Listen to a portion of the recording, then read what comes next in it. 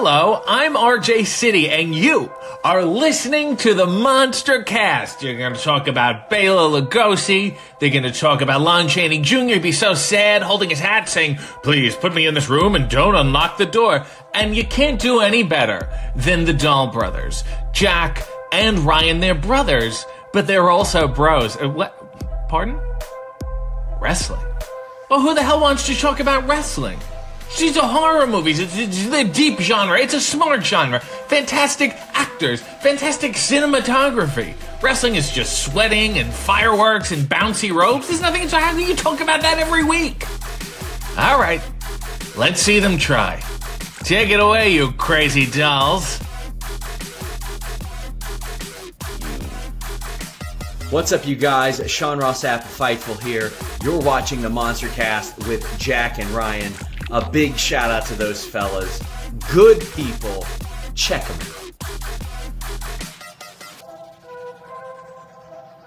out. Jake and Brian. Brandon Cutler here from AEW, and I hope you guys have an awesome podcast with the MonsterCast. What was that? Your name is Jack and Ryan? Shut up, Jack and Ryan. Wrestling podcast? How fucking original. I mean, you're welcome.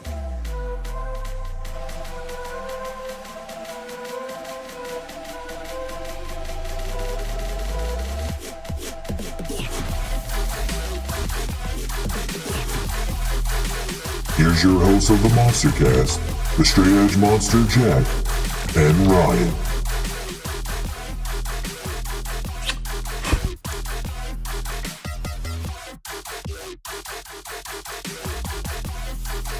Hello everybody, welcome to the MonsterCast. I'm your host, the Straight Edge Monster Jack. That's Ryan. It is Double or Nothing week coming up, baby. We got one more show, or two more if you count Rampage 2. And then of course Double or Nothing is this upcoming Sunday, Memorial Day. It's going to be a big week. This is the start of the AEW summer. And this is what we've been predicting on the show for a while, that this is going to be a big year for AEW, and it's shaping up to be that way. Hot tag topics, and in fact, let's go ahead and start off with said big news. We talked about it a little bit last week. It was made official. Here we go. AEW Saturday Collision. Hold on a sec, because this is the first time I've seen you on camera today. The fuck is that shirt? This is an Under Armour. I've worn it on the show before. This is an Under Armour thingamajob. It's got a hood and everything, like The Rock, baby. Okay. That's what I was asking. I didn't know if it was one of the, I know he's got that, didn't he have that clothing line where he had that shit for a little while? He has a clothing line, yeah. Project Rock. Yeah, I was wondering if it was one of those. Okay, cool. Let's fucking go. I've got 3 of them. I've got this one, I've got the navy blue, and I got a black one. They're fucking great. Real cool. Anyway, I've had them for a while, actually. I used to wear them when I used to hit the old heavy bag when I used to have 2 jobs and worked out at lunch at the other one, so I didn't fucking fall asleep. I just work out in the black V-neck. It works out real well. I hear you, Pat McAfee. All right, so speaking of Pat, congratulations to Pat McAfee on the big ESPN deal. Fucking nuts, dude. Hold on, Konami is trying to chew my paper. Chewing the corner of my copy paper over here for some reason. Decided it was going to be delicious and he wanted to fuck up my stream in a new and an exciting way. Alright, but anyway. AEW Collision has officially been announced by Tony Khan, which is what I wanted.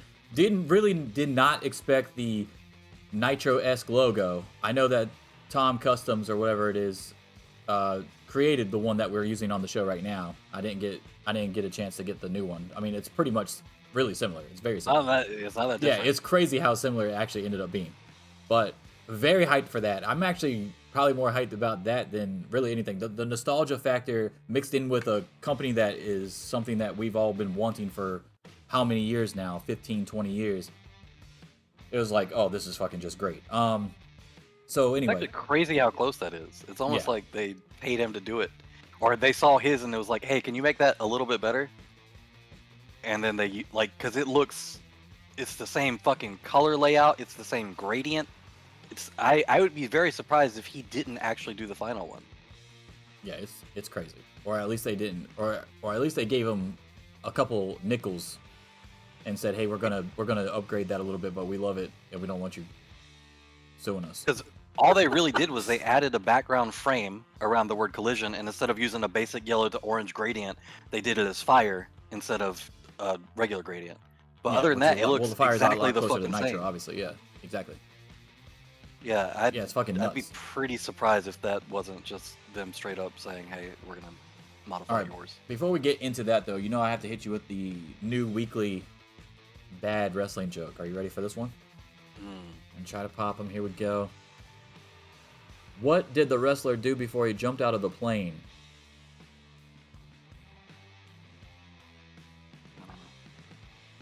He worked himself into a chute. Good parachute. Man, I'm hitting you with the quality ones early, and you have not even budged. This is not looking good. Maybe you'll actually laugh for the really bad ones. Maybe that's No, how they're it not works. funny. It's that I will deliberately not laugh at all of them. That's fine. I will just That's fine. I got a couple that I don't know, man. I don't know. listen. I almost you almost got me with the carrying cross one. I was like, this fucking close. But nah, I just imagine a lot of terrible shit, and then All right, so let's get Works out real well. into the actual big news of the week, which is that. So they officially announced at the WBD upfronts, Thunder Rosa, Miro, Orange Cassidy, and Andrade El Idolo, among others, announced for the show, which is the biggest shock out of that. Wasn't even that CM Punk was left off. Fuck that. It was Andrade to me. right. Andrade coming back for the show was the biggest surprise to me. Orange Cassidy, a lot of people had it was like, why are you putting Orange Cassidy on there? Oh, he's the fucking international champion. And if you're doing a soft roster split or even a hard roster split going into the future, your second most important male singles title would have to be on the other show, predominantly, if that's what they're doing. So why would you not have Orange Cassidy on TNT and keep the AEW World Heavyweight Champion MJF on Dynamite? So besides all that, and of course Tony Khan also announced that next week on Dynamite he'll announce the location, and of course we'll know everything we need to know as soon as he announces where the location is, as far as CM Punk goes. Yeah. Because if it is in the United Center like everybody said it was going to be, then he's fine, everything's good, and he'll be there. If it's in Daly's place in Jacksonville, Florida, which is apparently their backup plan, which is another great reason that we've said this before. If you've ever had to change venues, him owning Daly's place is fucking perfect. And this is one of the key examples of why that is. It is a far way away from fucking Chicago. You might want to let these people know, your talent know ahead of time, because that's a big ass difference. But if it ends up being in Daly's place, then we can pretty much all but confirm that CM Punk will not be on the debut episode at all. Before we get into the CM Punk shit, and I don't really want to talk about it because I'm kind of over CM Punk right now. But it's a big fucking deal. Obviously, everybody's talking about it on Twitter, and another reason why I don't want to talk about it because every time you turn on the fucking timeline, it's another terrible take about the shit. Whether it's one opposite side of it or the other, I don't really care. Like, I'm legit over CM Punk right now. Not even joking. Like, biggest fan of CM Punk. If he shows up, he shows up. If he doesn't, I don't give a fuck. Honestly, that's where I am right now. And I know you were like that long time ago. And now you're just like fucking don't even bring him back at all. But I'm now more where you were before, where hey, if he shows up, great. If he doesn't, great. I don't give a fuck. Honestly, I'm still gonna watch Collision. I'm off on Saturdays. This works out perfectly for me. I finally get to watch some fucking live AEW wrestling because every other fucking show I have to watch in the morning the next day because I work at night. So this is perfect for me. I love it. As you know before, I'm a huge fan of the Saturday pay-per-views, which obviously this is another reason why they went away from the Saturday pay-per-views because they knew that this was in motion for a long time. You don't just come out with a show 3 weeks after you came up with it, right? A lot of processing and planning have to go into that kind of shit. So I'm very hyped about this. We'll talk more about Saturday Night Wrestling later on in the show. But as far as AEW Collision officially being announced at the WBD upfronts, and who was announced to be on the show, what are your initial takeaways from everything that's been being reported about the soft roster split, the hard roster split, who the names were that they used with the Thunder Rosa, the Miro, the Orange Cassidy, Andrade, And what would you like to see, like, really Collision become, I guess, and in reference to Dynamite? Do you remember the story of how New South Wales in Australia started? It was originally, like, in the late 1700s. It was originally designed as like a penal colony for all the England prisoners. And everybody. You think this is like an Alcatraz situation? Like, you're just putting all the bad people on one island type deal? And now it's its own, completely functional, fine country, whatever, under the same queen, but or king now, I guess. But yeah, at the time when it started out, it was started as a penal colony, and then just sort of grew into its own thing. And that's sort of what this feels like. Like, everybody that they listed was pretty much somebody that has had issues with other people in the back. So this is the Australia of the England AEW. I'm sure it'll be fine. I mean, the talent that they have, it's going to be pretty hard to fuck it up. And I don't think the roster split's going to be that hard on booking or anything like that. So I was surprised to see Andrade's name pop up, because it seems like they've been pretty much pretending he doesn't exist. Yeah, like, you think about how much Rush has been on TV recently, and they're not even mentioning Andrade, and then all of a sudden the WBD upfronts come out, and fucking Andrade's name is listed. I'm like, wow, that's crazy. So we can pretty much assume that the complete stable is going to probably be on Collision. Then there's no reason to split them up now. Kind of a reason. Rush has been doing a really fucking good job, and you don't want to put Andrade back in there as the lead for that stable after Rush is the one who didn't fuck up, who has been taking advantage of his spot and has been doing a really good job, and then feel like he's being undermined by the guy who's a bigger name coming back and sort of being the guy over him in the group. So I honestly don't know if I would put them all back together. I know continuity-wise, I would, but only if Tony Khan doesn't have any plans for Rush going forward as a singles guy. If he doesn't have any plans for him to, like, legit be in a title feud or actually win a title in the near future, there's no reason to go ahead and split them up now. Then I would completely 100% at least put them on the same show. You don't have to have them together every fucking week or anything like that, but you still need to have the ties there as the stable continues. Yeah. I don't hate the idea of him being back in the stable. Like, there's ways you can make it work, but I would feel bad for Rush in the sense that he basically took the spot that Andrade was supposed to have and has done so much more with it, that to have Andrade come back and just be over him immediately feels shitty. Because right now Rush is in, pretty high level matches on the card against people who are going to be in the main event at the next pay-per-view, stuff like that, and also fucking dog walking them the entire match. Like, Rush he gave Jungle Boy fucking nothing in that match.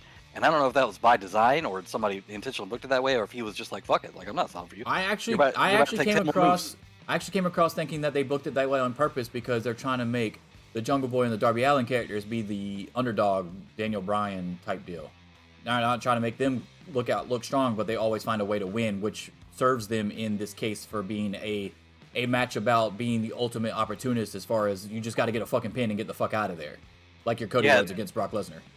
The holding of the tights thing with Jungle Boy was, I felt like that was kind of a nod to that. Like, oh, everybody's worried that Jungle Boy won't play dirty, but now he's learned all this from Christian, and he's going against MJF and knows that. Especially because the videos that they came out with for each one, and the Jungle Boy one had actually Christian on there, and not in like a go fuck him way, but in a exactly, hey, like saying that he still thinks he can be world champion. Exactly.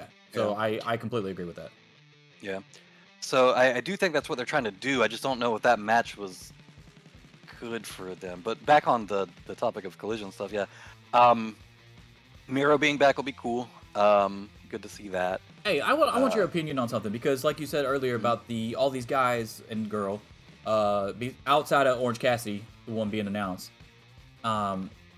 even though they have done nothing close to as egregious as Punk and Ace Steel, right? Yeah. What do you think would be like the last straw for these guys on this show? Like, because Miro's got the shit where the reports where he wasn't going to job to Hobbs, right? Andrade had the shit with Sammy Guevara in the back. We all know Thunder Rosa's fucking history. What do you think it would take? Yes. That was literally the report. What was his problem? That was before Hobbs won the TNT title, by the way. Obviously, because Miro's been gone forever. That was one of the many pitches that he shot down. Because he wanted to go over. So now you have Thunder Rosa, Andrade, and Miro who all want to be over, or go over rather, I should say, on the same show. Well, like, what would it take if you're Tony Khan to be like, you know what? I've already dealing with this other bullshit. You guys, Miro and Andrade, even though they're super fucking talented and better wrestlers than CM Punk right now, they're not bringing in more money than CM Punk. So what would happen? What would have to happen rather? Is this like their last chance? Is that why he's bringing them all back at the same time? Like, hey man, I created this show. Here we go. This is your fucking last chance. Leave me the fuck alone. That's what it feels like. It could be. This is their probation island. No, I don't think it's like that. Because when you mention it, when you put it in that context, like, oh, nothing is as bad as CM Punk has done, blah blah blah. I think at worst, Tony would just be like, look, like you weren't super easy to work with, and you caused some problems with our booking in Miro's case, or you caused some problems backstage in Andrade's case, and he probably just wouldn't fucking re-sign him. Yeah, like, I was thinking that too. Like, just let their contracts run out type deal and be like, hey, you're very talented, but man, I already got too much shit going on. And it's not just the Punk shit. He just has too much shit going on in his life. He's got to book Ring of Honor. He's got to fucking do Tampa Bay Buccaneer shit. He's got to do the fucking Fulham shit. So like, the Fulham stuff. Like, come on, man. It can't be causing problems on me here at the same time when, and I'm not saying everybody needs to be fucking kumbaya either, right? We already know that the honeymoon phase of AEW is over. You want to get better, you get better talent. With better talent comes bigger egos. So everybody knows that in wrestling, right? So it's not that. It's just how much of the headache are you willing to endure from a lot of different people? This isn't Eric Bischoff with just Hogan and Kevin Nash being the ego maniacs backstage. This is like fucking 5-6 people across your brand that are all high up who all think they should be higher up. So that's the issue here. Yeah. I do think that how he handles this CM Punk shit with the Ace Steel nonsense is going to be pretty telling to the rest of the talent about how much he's able to be walked over. And that's not a good position to find yourself in. Now, granted, Punk has a lot more pull than the rest of them do, but as soon as the rest of them realize, like, oh yeah, you know, you can just fucking strong arm him into anything you want, that's bad. That's why. I got a question. Couldn't he do the same thing to Punk and Ace Steel though? Even if he brought them back, he could just let their contracts run out. Well, the whole point is that he doesn't want. He's in a position right now where to justify the sale that, or the deal rather, that WBD just did, Punk has to kind of be part of the product because it was part of the pitch. And Punk realizes that, and now he's like, well, then I'm going to hold this leverage over you for the Ace Steel shit because that's my buddy, which is completely fucking stupid. Like, I don't... No, I don't think anyone agrees that Ace Steel should still be working at AEW. The crazy thing he is. Like, he is working at AEW, but he's working remotely doing whatever the fuck. And Punk was under the impression that he would come to the Collision shows after that all got started, and then apparently that's not the case anymore. But it's fucking Ace Steel, bro. Like, if you want him to have like this easy salary or whatever the fuck to coast, and pay him out of your own fucking paycheck. You're making enough. If that's your boy like that, why does he have to be there? Isn't it? Aren't you making it even coastier job by being at the house and working remotely? Why does he have to be at Collision? So he can bite people for you? Right. Like, that's the weird thing too, because apparently what he's involved in is sort of like booking and like some creative type stuff, like specific spots apparently that was written. But like, first of all, Ace Steel is not anybody in wrestling. Nobody heard of this motherfucker prior to him coming out for the Punk promo. Like, pretty much nobody has ever heard of this guy. So it's not like you're losing like a Jamie Noble backstage or something like that. TJ Wilson or some shit like that. Yeah. It's just some fucking guy.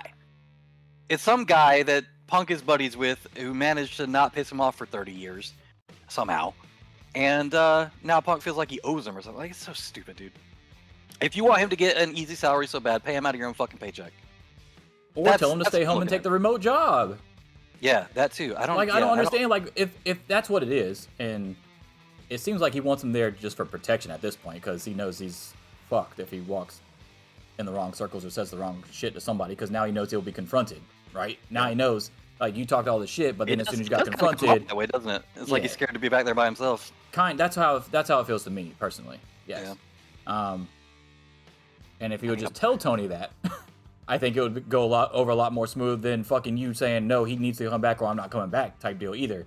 Using it as a leverage thing makes you look like a worse person than you just saying, hey, I'm kind of concerned about my own well-being back here. I would really prefer if he was here too, and then explain that to Tony, and then either Tony can make accommodations otherwise, or say, okay, now I get it. You're not trying to hold leverage over my head type deal. Okay, we'll bring him back, but as soon as he fucks up even a little bit, he's gone. I'm just letting you know. And there is no remote shit. He's just gone. And you can't do shit about it. Here's the crazy thing, too. You think about what he's saying by saying, like, oh, I want my own guy there because I don't feel comfortable, safe, whatever. Or I just want him there.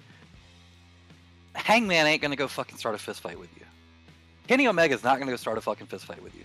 The Young Bucks are not gonna go start a fucking fist fight with you. All four of them together will not gang up and start a fist fight with you. His problem is he's projecting how he thinks on everybody else around him. And he's he knows the only that's how one... he would go do it. Or he's going to invite it as much as he can to have somebody step over the line, and then when they step over the line, he's going to play victim. Like old demonic dude that we had last week on Mark That Tweet with Ty Valkyrie on Twitter. Right. You got fucking called out, and then you're trying to play victim. That's not how this works. You were the one talking all the shit, then you got confronted. Here's the funny thing too. He's going to a place where even if he doesn't have issues with the people there, those people are more likely to start shit with him. You're going to the penal colony with Andrade, buddy, who we already know will hit somebody over some shit on Twitter. So I feel like Miro would fucking definitely confront somebody as well. Miro would too. Yes. So it's so funny to me that he's like so worried about the elite that he feels like he needs like friends and backup in the company. First of all, FTR's already there. Brody King is apparently pretty tight with him. Like, what are you actually worried about, buddy? I mean, Danhausen's not there for protection, but you get what I'm saying. Brody King obviously would be protection, yes. But if Danhausen's like, bro, like, chill the fuck out, then people would listen to him. So, like, that helps too. That's somebody. The other thing is that he's really good friends with other people that are just as nice as like a Kenny Omega. Like, he loves Adam Cole. He loves Britt Baker.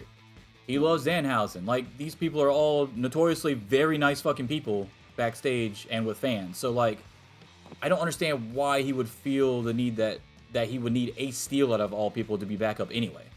Yeah. You think Ace Steel is better backup than Brody King? I don't. Who's Brody King ever bitten for him? So that's It looks like Brody King's bitten a lot of people. It does look like that. Yeah. He looks fucking crazy. He seems like a nice guy too. Actually, he liked one of my tweets not that long ago. He was talking about it was after his interview with Renee Paquette, and he had said something in an interview, and I had said something about it on a comment to I think Renee's post, and he liked. That's the other thing. He's close with Renee too, which is weird because now it seems like him and Moxley have heat, but he's still close with Renee as well. So I mean, well, he's got heat with Moxley because he said dumb shit about Moxley. Well, I don't think he said dumb shit about Moxley. I think he just was telling everybody shit that we shouldn't have been privy to anyway, and that pissed Moxley off. Like, there was no need for you to tell us anything that happened in that fucking meeting, honestly. It was dumb shit in the sense that Moxley is not the type of person that's going to do what he's doing. Again, it's that same thing where he's projecting how he thinks and how he acts on everybody else. So as soon as Moxley says, hey, it doesn't fucking make any sense for me to lose the belt, he's taking it as Moxley trying to politic and trying to work on his own like stock and shit like that. Whereas Moxley is literally just looking at it like, it just doesn't make sense. It'll make more sense if we do it this way and then I drop it. Not to keep me strong, but to make that reign have meant something. Yeah, and I agree with that. No, I'm totally on Moxley's side on that, but I also view it as, I think Punk has a very, he just comes off like an asshole even when he's not trying to be. I think he has that too, as far as his personality goes. So when he's on Instagram and he's just typing out text, and he's just telling you exactly what the fuck happened, it still comes off like he's bitter or he's an asshole, even if he's not even trying to be. So he could just be telling us what the fuck what was going through his head at the time. Doesn't necessarily, he still doesn't agree with it now. Like the whole Rocky situation where everybody was making fun of him because he's never seen a Rocky movie, right? Well, he's Right. making jokes about that with Danhausen right now on Instagram. So Yeah. I think people just take everything he says way too seriously, but that's just how he comes off. So you can't really blame the fans for taking everything he says coming off that way, because it feels like it comes off that way. It's just like me. Like, people say that shit about me all the time. Like, dude, I fucking hated you when I first met you because you just say shit and it comes off like you're being serious, but then we find out later that either one, you weren't that serious, or you were joking completely, or whatever, you just fuck with everybody like that, shit like that. Like, he just has that personality to me. I honestly believe that me and CM Punk would not get along in real life because we're too similar, honestly. And similar people with personalities just do not get along. I think that's one of the reasons why he gets along with so many people that are very nice backstage, like the Brody King and the Britt Baker and the Danhausen and the Adam Cole and stuff, because his personality is different. I think the people that he clashes with are people that are also just come off where, like, they just say what it straight as up on their mind. Like, if you ever heard a Kenny Omega interview, right? Why is his interviews always one of the best interviews to listen to? Because he just tells you straight up the fucking answer, right? Now, obviously, he comes off way nicer than CM Punk does, but I just feel like that is the difference between the two. Everybody views Kenny Omega as this really fucking nice dude. He does the same shit that CM Punk does, just CM Punk always seems to have a fucking attitude behind it that really rubs people the wrong way. The other thing is that Kenny Omega has never seemed particularly interested in building his own image or stock or whatever beyond the need to do it for wrestling. Whereas CM Punk is very much the opposite. Yeah, no, Kenny Omega is definitely about the whole, yeah. And CM Punk came in with that mindset, but it did not take him long to go back to, hey, I should be on top type deal. Well, how long has it been since Kenny Omega's won the world title? Belt collector era, so when he lost it to Hangman. And that was a long ass time ago, right? Yeah. So look at all the stuff he's done since then, right? Still one of the biggest names in the sport without the world title. Letting MJF and all these young dudes, the pillars, go out there and main event on a fucking pay-per-view and being completely okay with it, right? Now, part of it is obviously due to injuries and stuff, and he's probably not going to try to fucking kill himself, but we just had the conversation last week that how can you say that on one hand, but then you came back and had 7 matches with Death Triangle when you came back, right? So, like, I don't know. But anyway, CM Punk, I feel like if he comes back to Collision, you're telling me he's not going to try to immediately get back into the world title picture because that's where he left off at? That's the difference. He's not looking at the bigger picture of AEW succeeding as a whole. Dax Harwood is, who also gets a lot of flack that I don't think he should be getting. I think Dax Harwood looks at AEW as, hey, let's fucking build this shit, let's make some money. It just, all his ideas also include CM Punk being with them, so then everybody just piles on him because, hey, no, you're a CM Punk mark, you don't know what the fuck you're talking about. Trust me, Dax Harwood knows how to fucking make money in the business, dude. I promise you. I listen to his podcast. He's very insightful, and he's very he does get a lot of shit that I don't understand from people who will go out of their way to take everything he says in the worst possible way, and then on top of that misunderstand the point of the things that he's saying a lot of the time too. I wasn't a big fan of everybody like celebrating him stopping his podcast and all that shit. I was like, bro, like if you actually listen to it instead of just listening to the paragraph that you read in some the excerpts and the headlines, exactly, like, clickbait. He was pretty fucking down to earth about literally everything.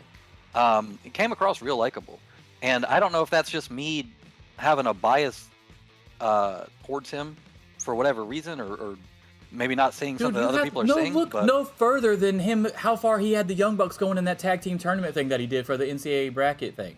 Did you see how far he had the Young Bucks going? And he's admittedly said that them and the Young Bucks have different philosophies on what makes tag team wrestling so good, and he still put them in like the final 4, the final 2, or whatever the hell it was. So he doesn't have an issue with them. He's just seeing the bigger picture, and he's like, dude, I want to make as much money as fucking possible before I get the fuck out of here, because they've already stated that this is their last contract for the last 4 years. If you can have in the fucking library of AEW CMFTR against fucking the Elite at all in your library, even if it only happens one time, that's something that no one else can ever have. You have to look at the bigger picture and stuff like that, and I don't fault him for doing that. How much of the split between camps, not even just CM Punk and FTR and then the Elite, how much of it do you think really, if you were to boil it down to where they really differ, falls on one side wants to make as much money as possible, and one side wants to make wrestling better.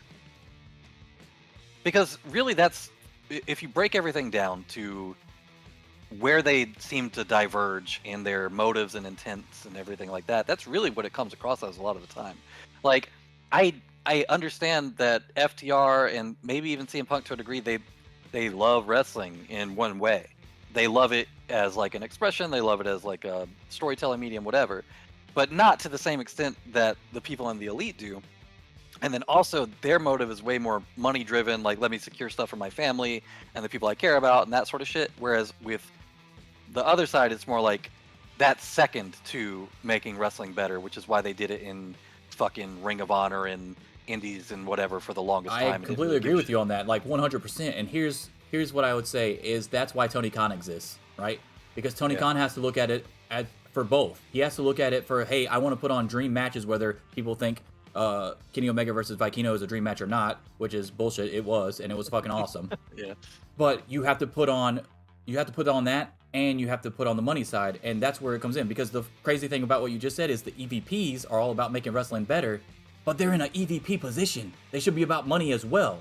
So it's good to have wrestlers on your roster that are about that. And hey, don't forget about the money aspect. Don't forget that this could draw really big fucking numbers, big gates, shit like that. So I agree with that, and I think it's great to have fucking both of those sets of guys in your company.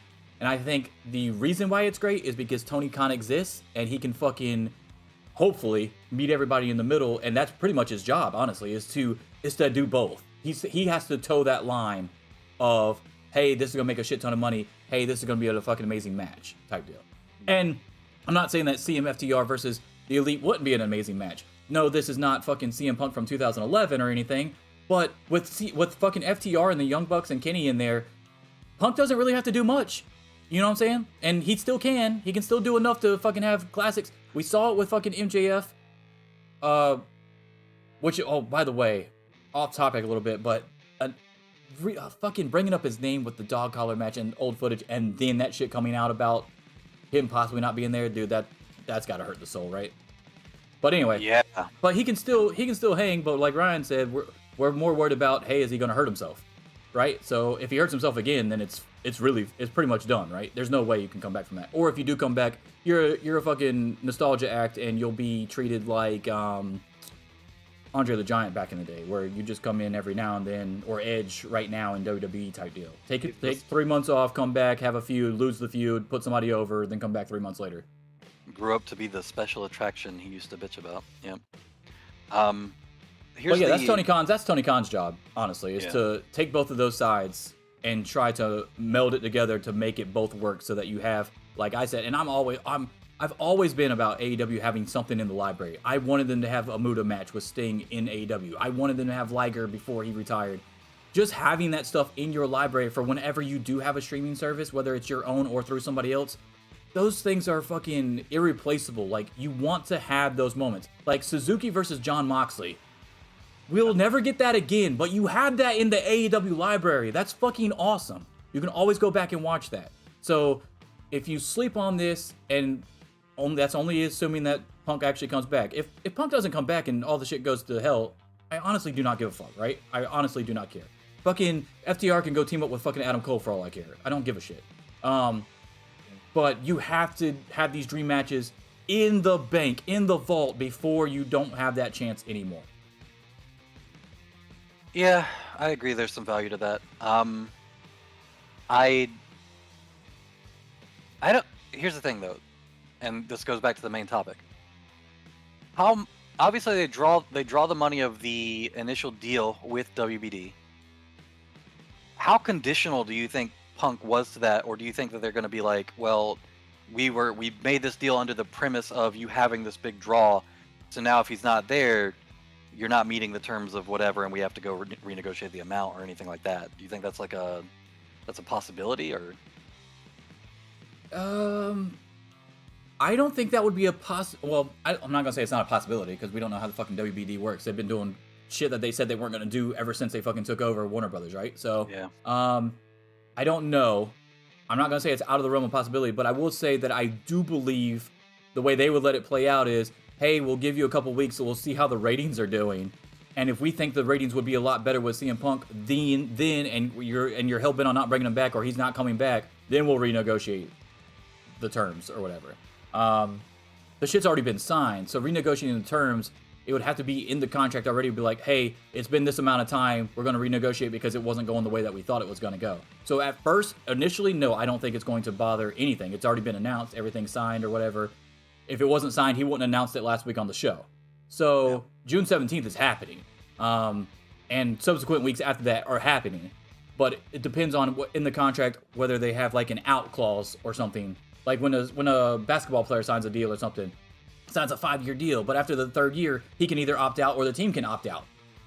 It would be something like that. So if it's what was the rumor, 5 years, right? Something like that. I don't know if it's for Collision by itself, but anyway, let's just say it's 5 years. After 1 year, they could go back to the drawing board and be like, hey, this isn't working out, but hey, if you want to keep it, we'll keep it, but we're going to give you less money type deal. Here's the thing too, and people are sleeping on this part of it. Warner, and I only know this because I fuck around in stock circles too. Warner Brothers Discovery, they missed their profit mark at their last quarterly, but they did make a profit in their streaming sector for the very first time, which is a pretty big deal for fledgling streaming services. So with that in mind, when you're talking like long-term shit, you have to think that at some point it is the plan to fold AEW into whatever streaming service they end up. I mean, even though there's a lot of streaming services that are, like you said, kind of going down, when you have the news of ESPN possibly just fucking moving everything over to the ESPN app and just being off of cable completely, dude, that's going to fucking change everything if that happens. Live sports is one of the only things that's keeping cable TV relevant. Okay, so if ESPN, the flagship in sports, goes away and it's not available anymore on cable, that will be a huge fucking blow to cable networks, just cable in general. So I think streaming service would surge right fucking back up. So, and then cable would just fucking die, which everybody's been predicting for what, the last 5-10 years anyway, that it's all going downhill. But yeah, so even though like individual streaming services are going downhill, I think you'll either see one of two things. Either one of two things will happen. Either they'll all get slight increases, or they'll try to gobble each other up and merge to be, it's like the bigger streaming platform. Like Amazon will team up with fucking Disney, or well, that would never happen. The government wouldn't allow it, I don't think. But you get what I'm saying? Or like Netflix would team up with Hulu and shit like that, and like it would just be. And those are examples because Disney and Hulu are the same fucking thing. But you get what I'm saying? There's a shit ton. Peacock and Paramount would come together, shit like that, and just create these fucking monster things. Because other than ESPN being on TV, the only other thing that's not involved in streaming, like as far as their own thing, is Fox. Fox doesn't have their own streaming thing. They have a lot of their shows through Hulu, but not all of them, not all of Fox shit is on there. Like FX stuff is on there, FXX shit sometimes is on there, like It's Always Sunny in Philadelphia is always on there, shit like that, but that's easily pullable. They're like the only big of the top 4 companies, as far as cable networks go, that don't have something readily in stone. CBS has Paramount Plus, right? NBC has Peacock. CBS is owned by Disney. Or no, ABC is owned by Disney, my bad. CBS is Paramount. And then, of course, you have Fox. So Fox is like the only one that doesn't have their own fucking thing or attached to somebody in a like steadfast contract to be combined with somebody. So if Fox and ESPN fucking both leave cable's done. It's funny you mentioned the bundling of different competing services together, because it's actually what the CEO of Warner Brothers Discovery said himself not that long ago. He said they did it. They combined Discovery with HBO Max. He means without even doing absorptions, but he said it's time to it's time to bundle more streaming services together. He said if we don't do it ourselves, it'll be done to us. So yeah, same idea. Basically, like there's too much incentive right now for different streaming services to partner together and basically recreate the cable model, but on streaming. Yeah, exactly. For streaming. Yeah. So it's funny you mentioned that, considering the CEO of one of the major. What they would have to do, I think they would have to gobble other, in their case, because they were already cutting back, right? They were already cutting back when 2 big companies come together, layoffs happen, right? So what they would have to do is go after the smaller companies before like the Amazons get them. If I was HBO Max or Warner Brothers Discovery, whatever the fuck you want to call them, if I was them right now, I would probably go after Funimation or Crunchyroll or something like that, something small that has a big niche thing and a lot of fucking programming on it, and get it under my shit before everybody else can get it, and then be like, hey, we're combining with Crunchyroll. That would be fucking insane. And then I think that would help out. Get smaller ones. Don't try to fucking team up with Netflix, who's fucking bleeding out money every fucking year. Don't fucking worry about Netflix. Go get something small that you can actually absorb and fucking get a lot of people's attention to come over to your fucking product too. I think the Crunchyroll example is actually a really good example because it's something it's sort of like WWE Network in the sense that it's got its own built-in user base already, a bunch of people that would follow it pretty much wherever it goes to get that same content. Yeah. But you see this kind of already, like, it's not like companies aren't already doing this because you have like YouTube TV that has the add-on bundle package stuff, or you have Sling where you can do the same thing, like you can add on different streaming services on top of the streaming Stars, service. shit like that. Yeah. So I mean, it already exists, but it would be nice to see some of the bigger ones doing it as opposed to some of the like Pluto TV or whoever the fuck, you know. But yeah, I think that's the future of where this whole deal, obviously, it's AEW specific right now, but going forward, you kind of have to look at the future of streaming services for this company itself, and then figure out what that looks like in 5 years before we can decide like whether or not. The other thing is sponsors for products are going to have to figure out new ways to get on shows, because if you look at these streaming platforms that you have currently, right? Mm-hmm. They all have ad-free options. So if everybody goes well, not everybody's gonna go ad-free, but you get what I'm saying. Like if ad-free is available on Peacock, on HBO, on Paramount, and people go and say, okay, I don't want to see fucking ads, then you're gonna have to make deals with individual fucking companies like an AEW or a WWE, like they're doing with the Cinnamon Toast Crunch or the fucking Pitch to Black match, you know, shit like that. You're gonna have to find special ways to get involved to get your product out there, because there are no more commercials because either people got ad-free or cable's dead.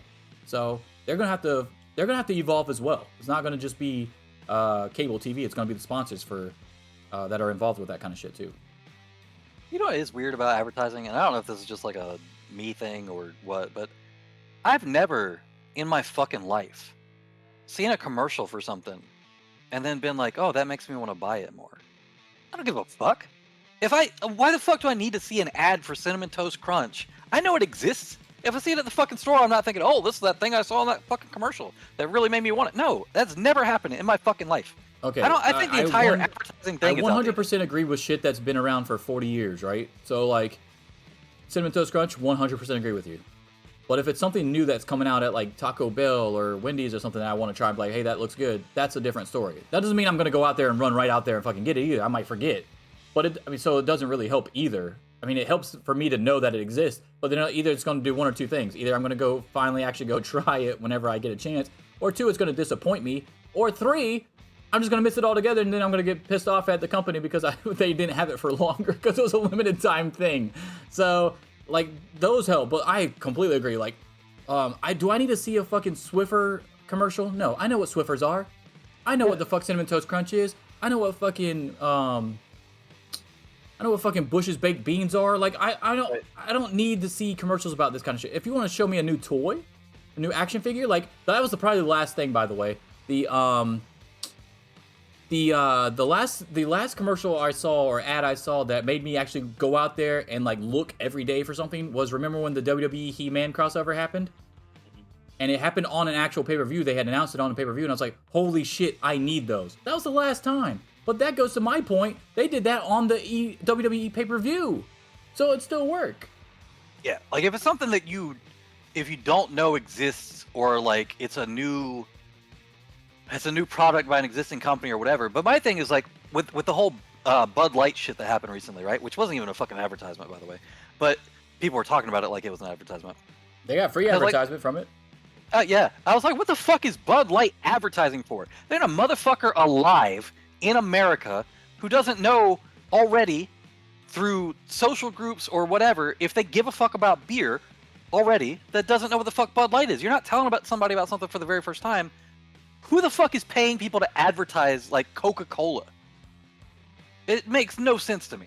Think about all the money that they spent on Super Bowl commercial ads too back then, with the Budweiser frogs and fucking The Coca-Cola horses ads and whatever. shit, Yeah, Pepsi bro, ads, like- the Christmas Pepsi ads, the Christmas M&M ads. Like, you know that you could have probably kept all your people instead of fucking laying them off every goddamn couple years if you would have just not spent fucking $3 million on a Super Bowl ad.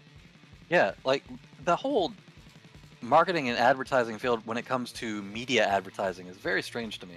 Like, unless it's a new product, why the fuck are you paying people to put out commercials of shit like Coca-Cola that there's not a goddamn person on Earth who hasn't heard of?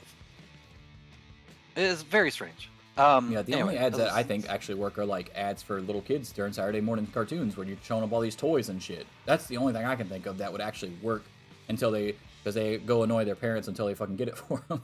Other shit though, it doesn't make any sense. Like Lucky Charms ads on Saturday morning. Motherfucker, we already eating cereal. It's Saturday morning. Why are we showing cereal ads on Saturday morning like I don't got fucking cereal at the house? We all know what fucking Lucky Charms is. I don't give a fuck what new marshmallow you put in there. Because we're eating King Vitamin, and now we want Lucky Charms. Fucking King Vitamin, baby. Oh, Got no, me going nobody- Project Rock on you, motherfucker. Wah. Yeah, nobody knows what the fuck King Vitamin is. I told people about King Vitamin here. I think actually a couple people actually did know what it was, believe it or not. I They tried don't know to what the tell fuck some Carolina about- barbecue is here, but they know what King Vitamin is. I tried to tell somebody about Mutant League the other day, and they had no idea what the fuck I was talking about, which always happens. Nobody knows shit about Mutant League, I dude. know, it's so It crazy. annoys me. I've only met one person outside of us that actually knew what Mutant League was. Yeah. All right. My buddy Norwood Johnson. Real name, by the way. Anyway, so AEW Collision. Yep. We're going to talk about it more later because of the Saturday thing.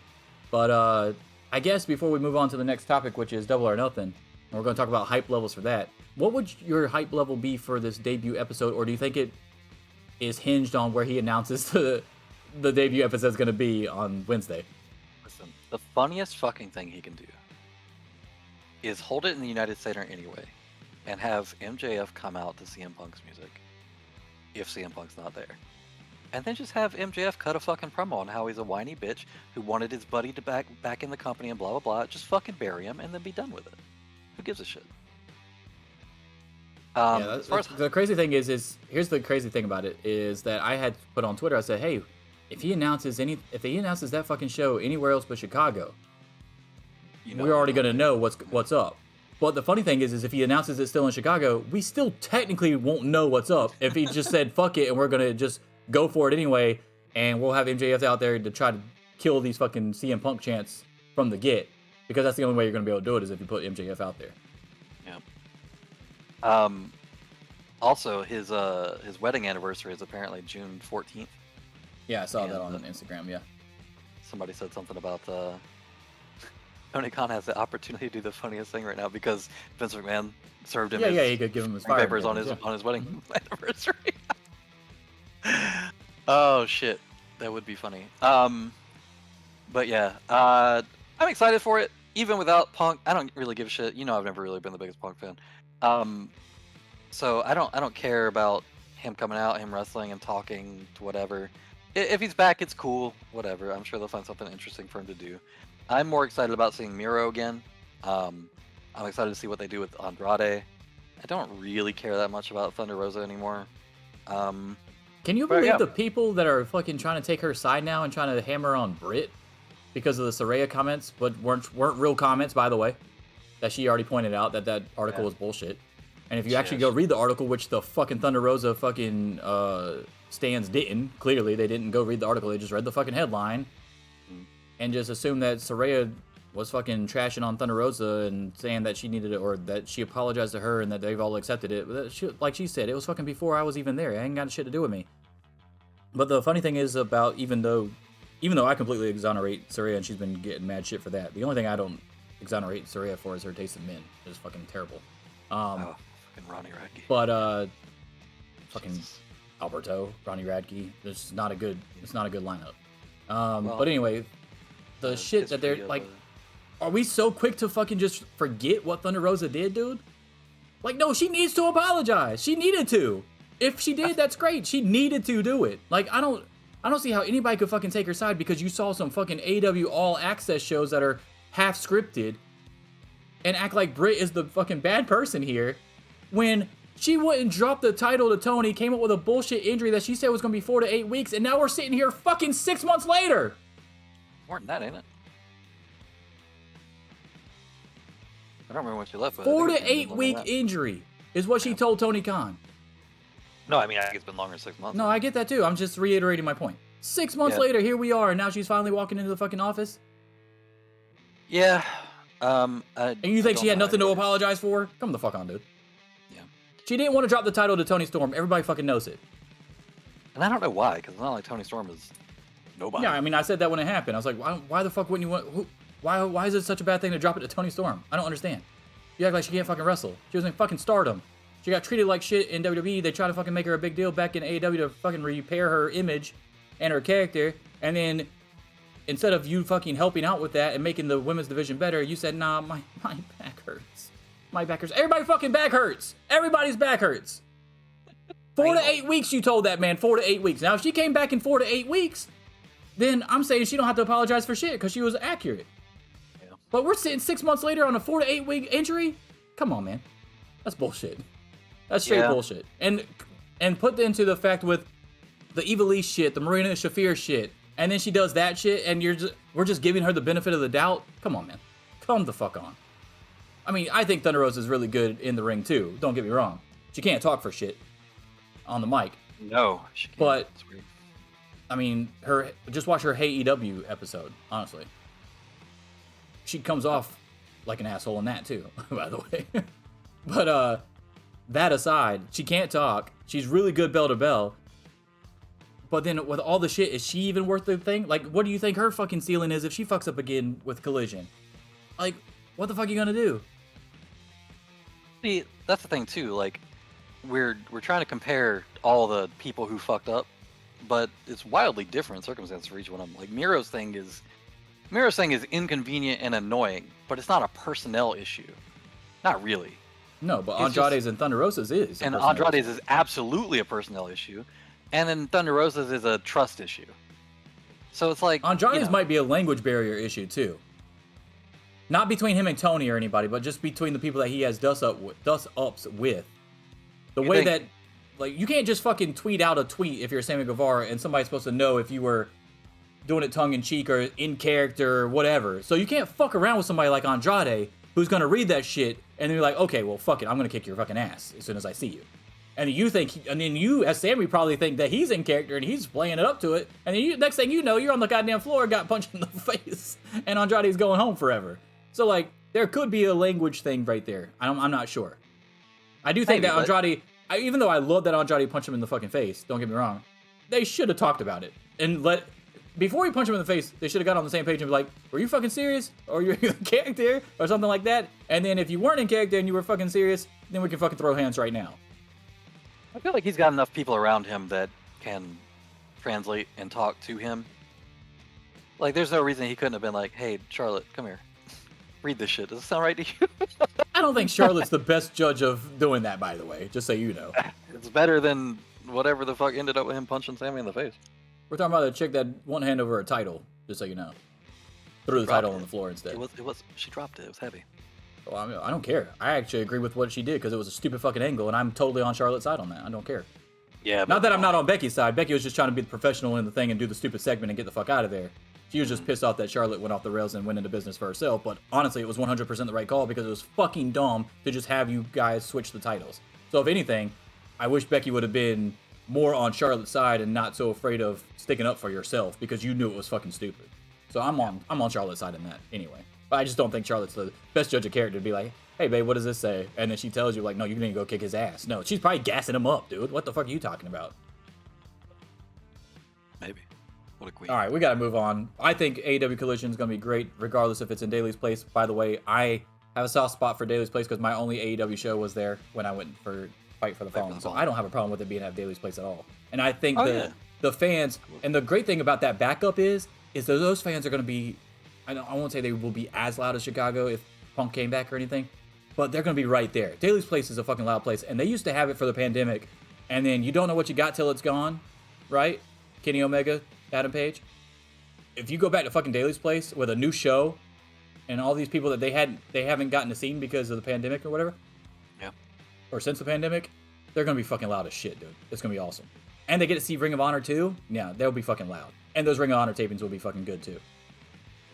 So I'm 100% okay if it goes to Daly's place. Me too. All right, cool. Double or Nothing. Let's do it. Hype levels for Double or Nothing. Dude, they announced so much shit. I love AEW because of this, right?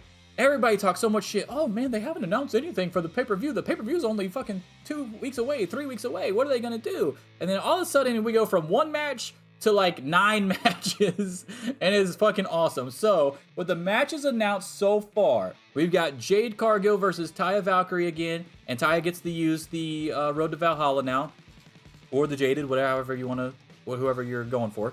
And that will be for 60-0 if she beats Taya. You also have Wardlow versus Christian in a ladder match for the TNT title, which I think could be one of those things that just pop out and be like, oh my god, that was way better than we thought it was going to be type deal. But it shouldn't really shock anybody either, honestly. At the same time, I'm a little worried for Christian. No, yeah, same. I am too. Yeah. Because, but he's also a veteran and been in that match a million times. So if you're going to have anybody in that match with Wardlow, it would be him. What else did they announce? They announced shit. I think they're going to go with the. I think when they announce the trios titles, I think it's going to be Acclaimed and Billy Gunn versus House of Black. Is what I think they're leaning up towards. But they haven't officially announced that one yet. What else did they get? Jamie Hayter and Toni Storm was announced for the Women's World Title. The Blackjack Battle Royal that apparently a lot of people had a problem with. I don't. I think it's hilarious. It works perfectly. Orange Cassidy has 20 successful defenses with his fucking international title. So now, instead of fucking keeping it going, he's just going to say, fuck it, I'm going to fight 20 people at the same time. That's awesome. Also, it takes less time than a Casino Battle Royale, which is already on a stacked show. So if this is the smaller version of that, which it is, I'm completely okay with it. Like that, I love this idea. What else did they announce? Oh, Jericho versus Adam Cole in an unsanctioned match. FTR and Lethal and Jarrett. Yes, for the tag titles. And then, of course, you had Anarchy in the Arena #2 was also announced at the end of the show. That's a lot of fucking matches that were just announced on one fucking episode of Dynamite, dude. It's going to be fucking crazy. So out of those matches, what sticks out to you? And I guess what are you looking forward to the most? Like, because the thing that sticks out to you the most might not be the same thing that, you know, that you're looking forward to the most. And then, of course, your overall hype level on 1 to 10. Hype level first. I mean, it's probably like a 6 or a 7. I mean, as compared to other cards they've had in the past. Remember this. Revolution was a 7 or 6 or 7 for you, and it ended up being one of their best shows. So not necessarily a bad thing that your hype level is a 6 or a 7. Doesn't mean that the show won't be great. It's just your hype levels at the moment going into it. Yeah, I think the thing with the but the Revolution card also had the benefit of a really good main event setup too. So you had MJF. I don't know if this was on the pay-per-view or if it's going to be on Dynamite. What's the Lucha Bros versus Claudio and Wheeler Yuta for the Ring of Honor tag titles? Is that on Dynamite this coming up week? Probably. I can't imagine that would be on Rampage. So yeah, probably. Oh yeah, it can't be because they're in the fucking Anarchy in the Arena match. Yeah, it's got to be on Dynamite then. My bad. All right, go ahead. But yeah, the Revolution I said was a 6 or 7, even when it had MJF and Bryan Danielson headlining. I'm not crazy about the 4 Pillars match on this. Like everybody's had pretty much the same complaints about the build and their credibility and stuff like that.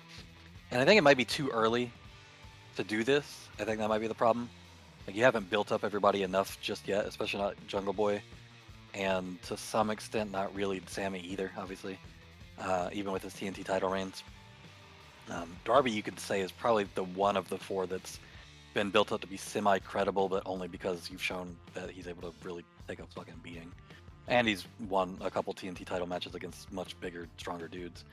And Samoa Joe and Cody. Cody, but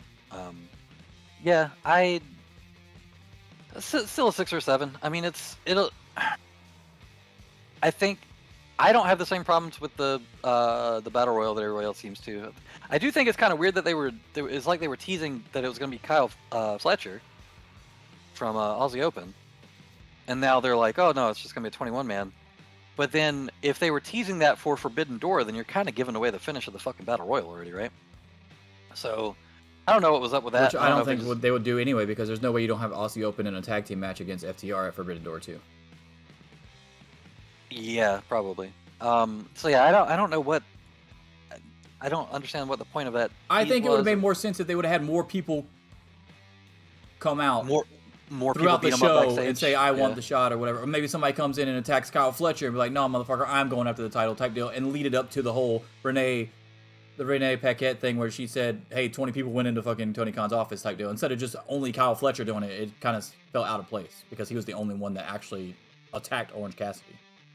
Apparently, the spot where on Dynamite, where MJF slaps the microphone out of Renee's hand, was not what that segment was originally supposed to be. Correct. Yeah, it was supposed to be Britt Baker coming in and giving him shit, saying It that was, Adam Britt Cole's it was going all for his four. belt. It was all four pillars and Britt Baker, and they said it wasn't a good segment, or they didn't like the way it came off, or something like that, so they changed it. Yeah. Well, probably because it gives away the ending of the fucking Chris Jericho match too. Like, why would you? It's the same thing as the Kyle Fletcher thing. Like, why are you teasing what somebody who's in an upcoming feud and match doing? Like, why are you teasing what they're doing after that match? That seems weird. That should storyline. That should be his only focus, right? So, I'm kind of glad they cut that. I don't think it would have really made sense. But it does seem like that's the direction that they're going after this. Is Adam Cole's going to go for the belt after he takes out Jericho, and then the Four Pillars, it probably ends up with MJF winning again. And I think that's part of it too. Like, I feel like they've teased too much stuff that's going to happen after for a lot of these matches to not feel predictable.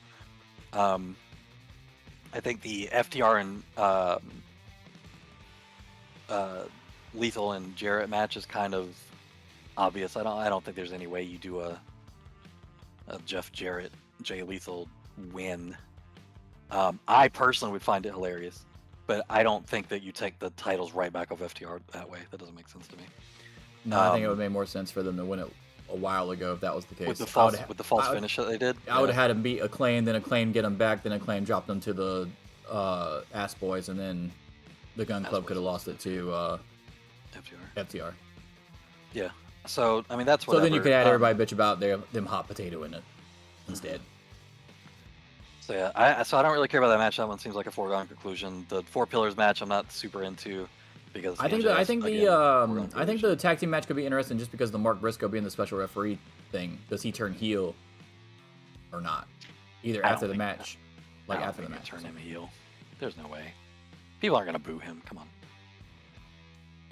on. Maybe FTR turns heel on him afterwards. Because there's a lot of people that are saying if CM Punk comes back, he needs to be a monster fucking heel. Yeah. Well, FTR's not heel right now, but they sure the fuck could be. All they had to do is one thing. They could turn heel afterwards. Yeah, but then what would the reason be if they're winning the match, you know? Mark Briscoe didn't count fast enough. on a previous fall or some shit. I don't fucking know. It could be anything. You let him tag in and he wasn't grabbing the rope. Yeah, it could be something like that because they're all sticklers about rules on FTR. So yeah. Stupid. No. The Wardlow and Christian Cage thing, that's kind of interesting. Only because it's Christian Cage in a ladder match. I'm a little bit worried about him, but Wardlow's a good catcher. So we'll see how that goes. I mean, we saw him do the... Okay, no. You know what a good catcher is? Bandito's a fucking good catcher. That motherfucker was a beast on Dynamite.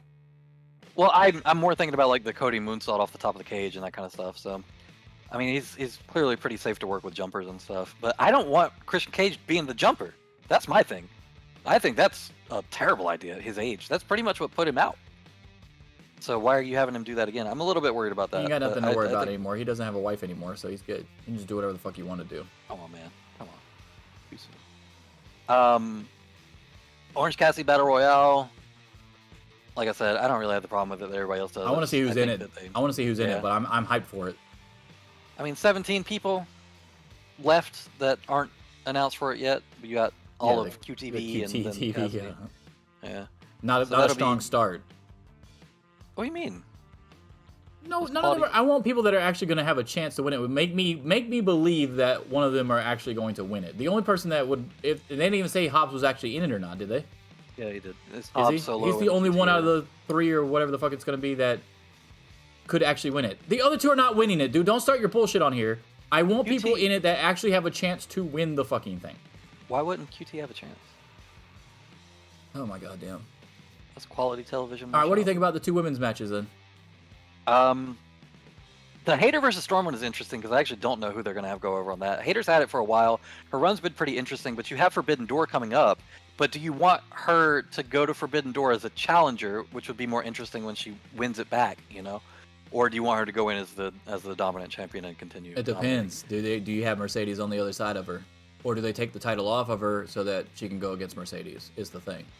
Because if it's Tony Khan, and like you said a couple weeks ago, you don't want to have your champion versus a champion because we're assuming that... Oh, by the way, what were the results for that? They had the tournament last night. Or this morning. Look that up right quick. But anyway, or at least the first round. I don't know if they did both rounds or not. But yeah, do you take the title off of Hater so she can go against Mercedes at Forbidden Door so that one of them doesn't have a title? And then you can have two different women's matches. You can have your AEW Women's Champion in a match, and you can have the New Japan Strong Women's Champion in a match. That'll be interesting to see. Resurgence, right? I forgot what it's called. Sakura Genesis, maybe? Does that sound right? That wasn't it, right? We already did that one. No, that was Duntaku. Sakura Genesis has to be it. What the fuck was it called? God damn it. They definitely had it last night, or this morning. Resurgence. Yeah, that's what you said. Resurgence. Doesn't look like the results are up on the NJPW yet. How the fuck aren't they up yet? It's on May 21st. Oh, it should be up. What the fuck happened? Why aren't they up yet? Did nobody watch the show?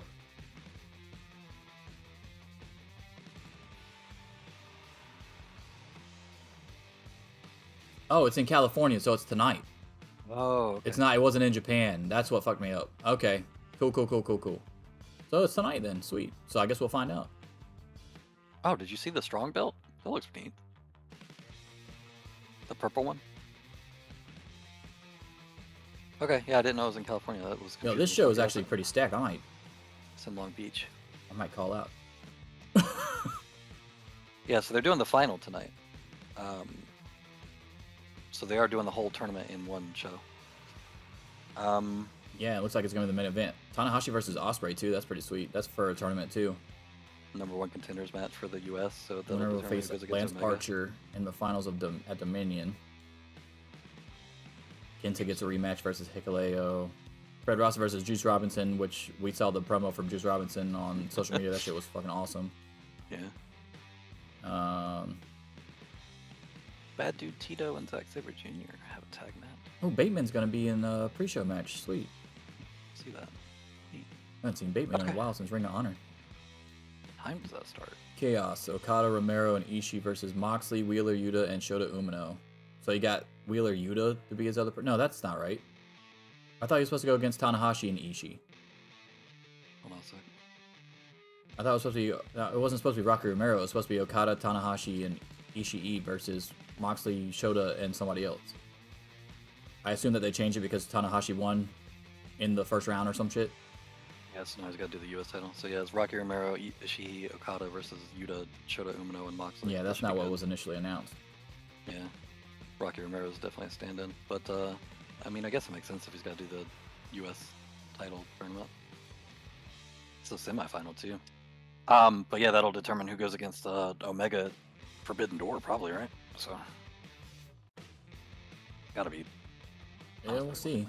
It'll be interesting to see how that plays out because I believe Ryan and I are on the same page that we think Mercedes definitely winning this. The strong one? Yeah, of course. Yeah. If she re-signed at all, then it makes sense. You want to bring attention to that brand. They've been struggling to get American eyes on the American brand, so it makes sense to put her there, yeah. Yeah, I didn't know. I thought that was already... I thought for sure that happened while we were asleep. All right, so my hype level for Double or Nothing is probably... I'll say 7.5. I'm hyped for the Taya Jade because I actually do not know who's going to win that match. So this is either where Taya's going to win, and they're going to hold off on Statlander for a few more weeks, or Statlander's going to come in after Taya loses, officially, because it's been a long time now. I do feel like her return is around the corner. So I got that going for it. Fun too, yeah. I got that going. So I'm hyped about that one. Hayter and Storm have delivered the last 2-3 times that they fought each other, so that match is going to be fucking nuts. That was like one of the best women's matches of the previous year, right? Right at the end of the year, remember? It was fucking nuts. I was like, holy shit, that match was so good. So I don't doubt at all that that's going to be a fucking banger, depending on how much time they get, of course. I'm excited for the Blackjack Battle Royal because I'm always a stickler for that kind of shit. I like gimmick stuff like that, and plus he's already had 20 fucking defenses, so it's not like the same bullshit where WWE's doing a battle royale with Mustafa Ali winning because they have no one to go against Gunther. Motherfucker, you just got drafted to the brain. You got 1 million people you can go against. Just go against them. Why are we doing a battle royal? You already know Gunther's gonna fucking kill whoever the fuck is in there. This is a little different to me because 1, the champion is involved in the match, and 2, Orange Cassidy's already ran through 20 goddamn defenses. So how do we get the title off of him? What does he want to do with all the people that haven't gotten shots or have gotten shots but didn't get the win? Just fucking have him fight against everybody, and it works with his character too because he just don't give a fuck. It's great. So I like that better than what WWE was doing with the Gunther shit. As far as right now, anyway, I do think that hopefully after the Mustafa Ali shit in Night of Champions, they'll go to a more serious fucking approach type deal. Side note, thank God LA Knight already turned on Rick Boogs. Thank you so much. Thank you. Yeah. Although I still don't understand why you did it in the first place because you're trying to get heat on somebody that everybody loves. So it doesn't make any sense. Totally backfires. Yeah. I'm hyped for the Four Pillars match. Enough for that to work. Like nobody cares that he got turned on. So. Yeah. You act like you did it against Rey Mysterio or some shit. Right. I'm actually hyped for the Four Pillars match. I don't understand all the hate on Jungle Boy over the recent weeks with the panel shit and all this other shit that he's been going through.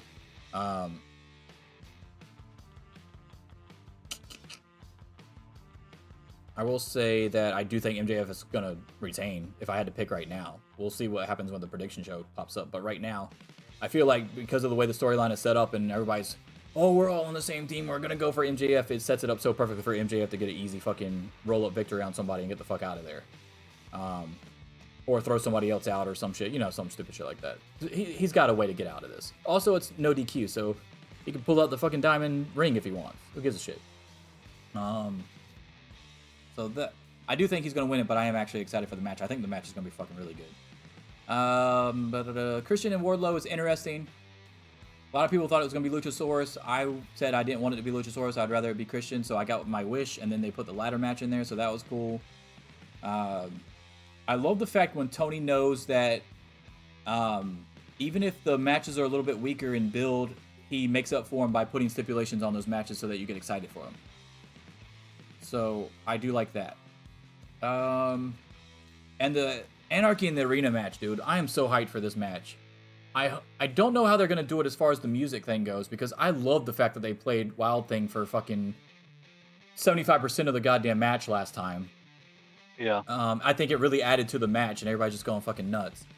So I don't know what they're going to do this time. If they're going to just play like a generic AEW song or somebody's theme music again or something like that. I don't know what they're going to do. But I hope I really do hope there's music going on. It's going to carry Why can't they just get the rights to the fucking New Jack song and just fucking play that as a tribute to him?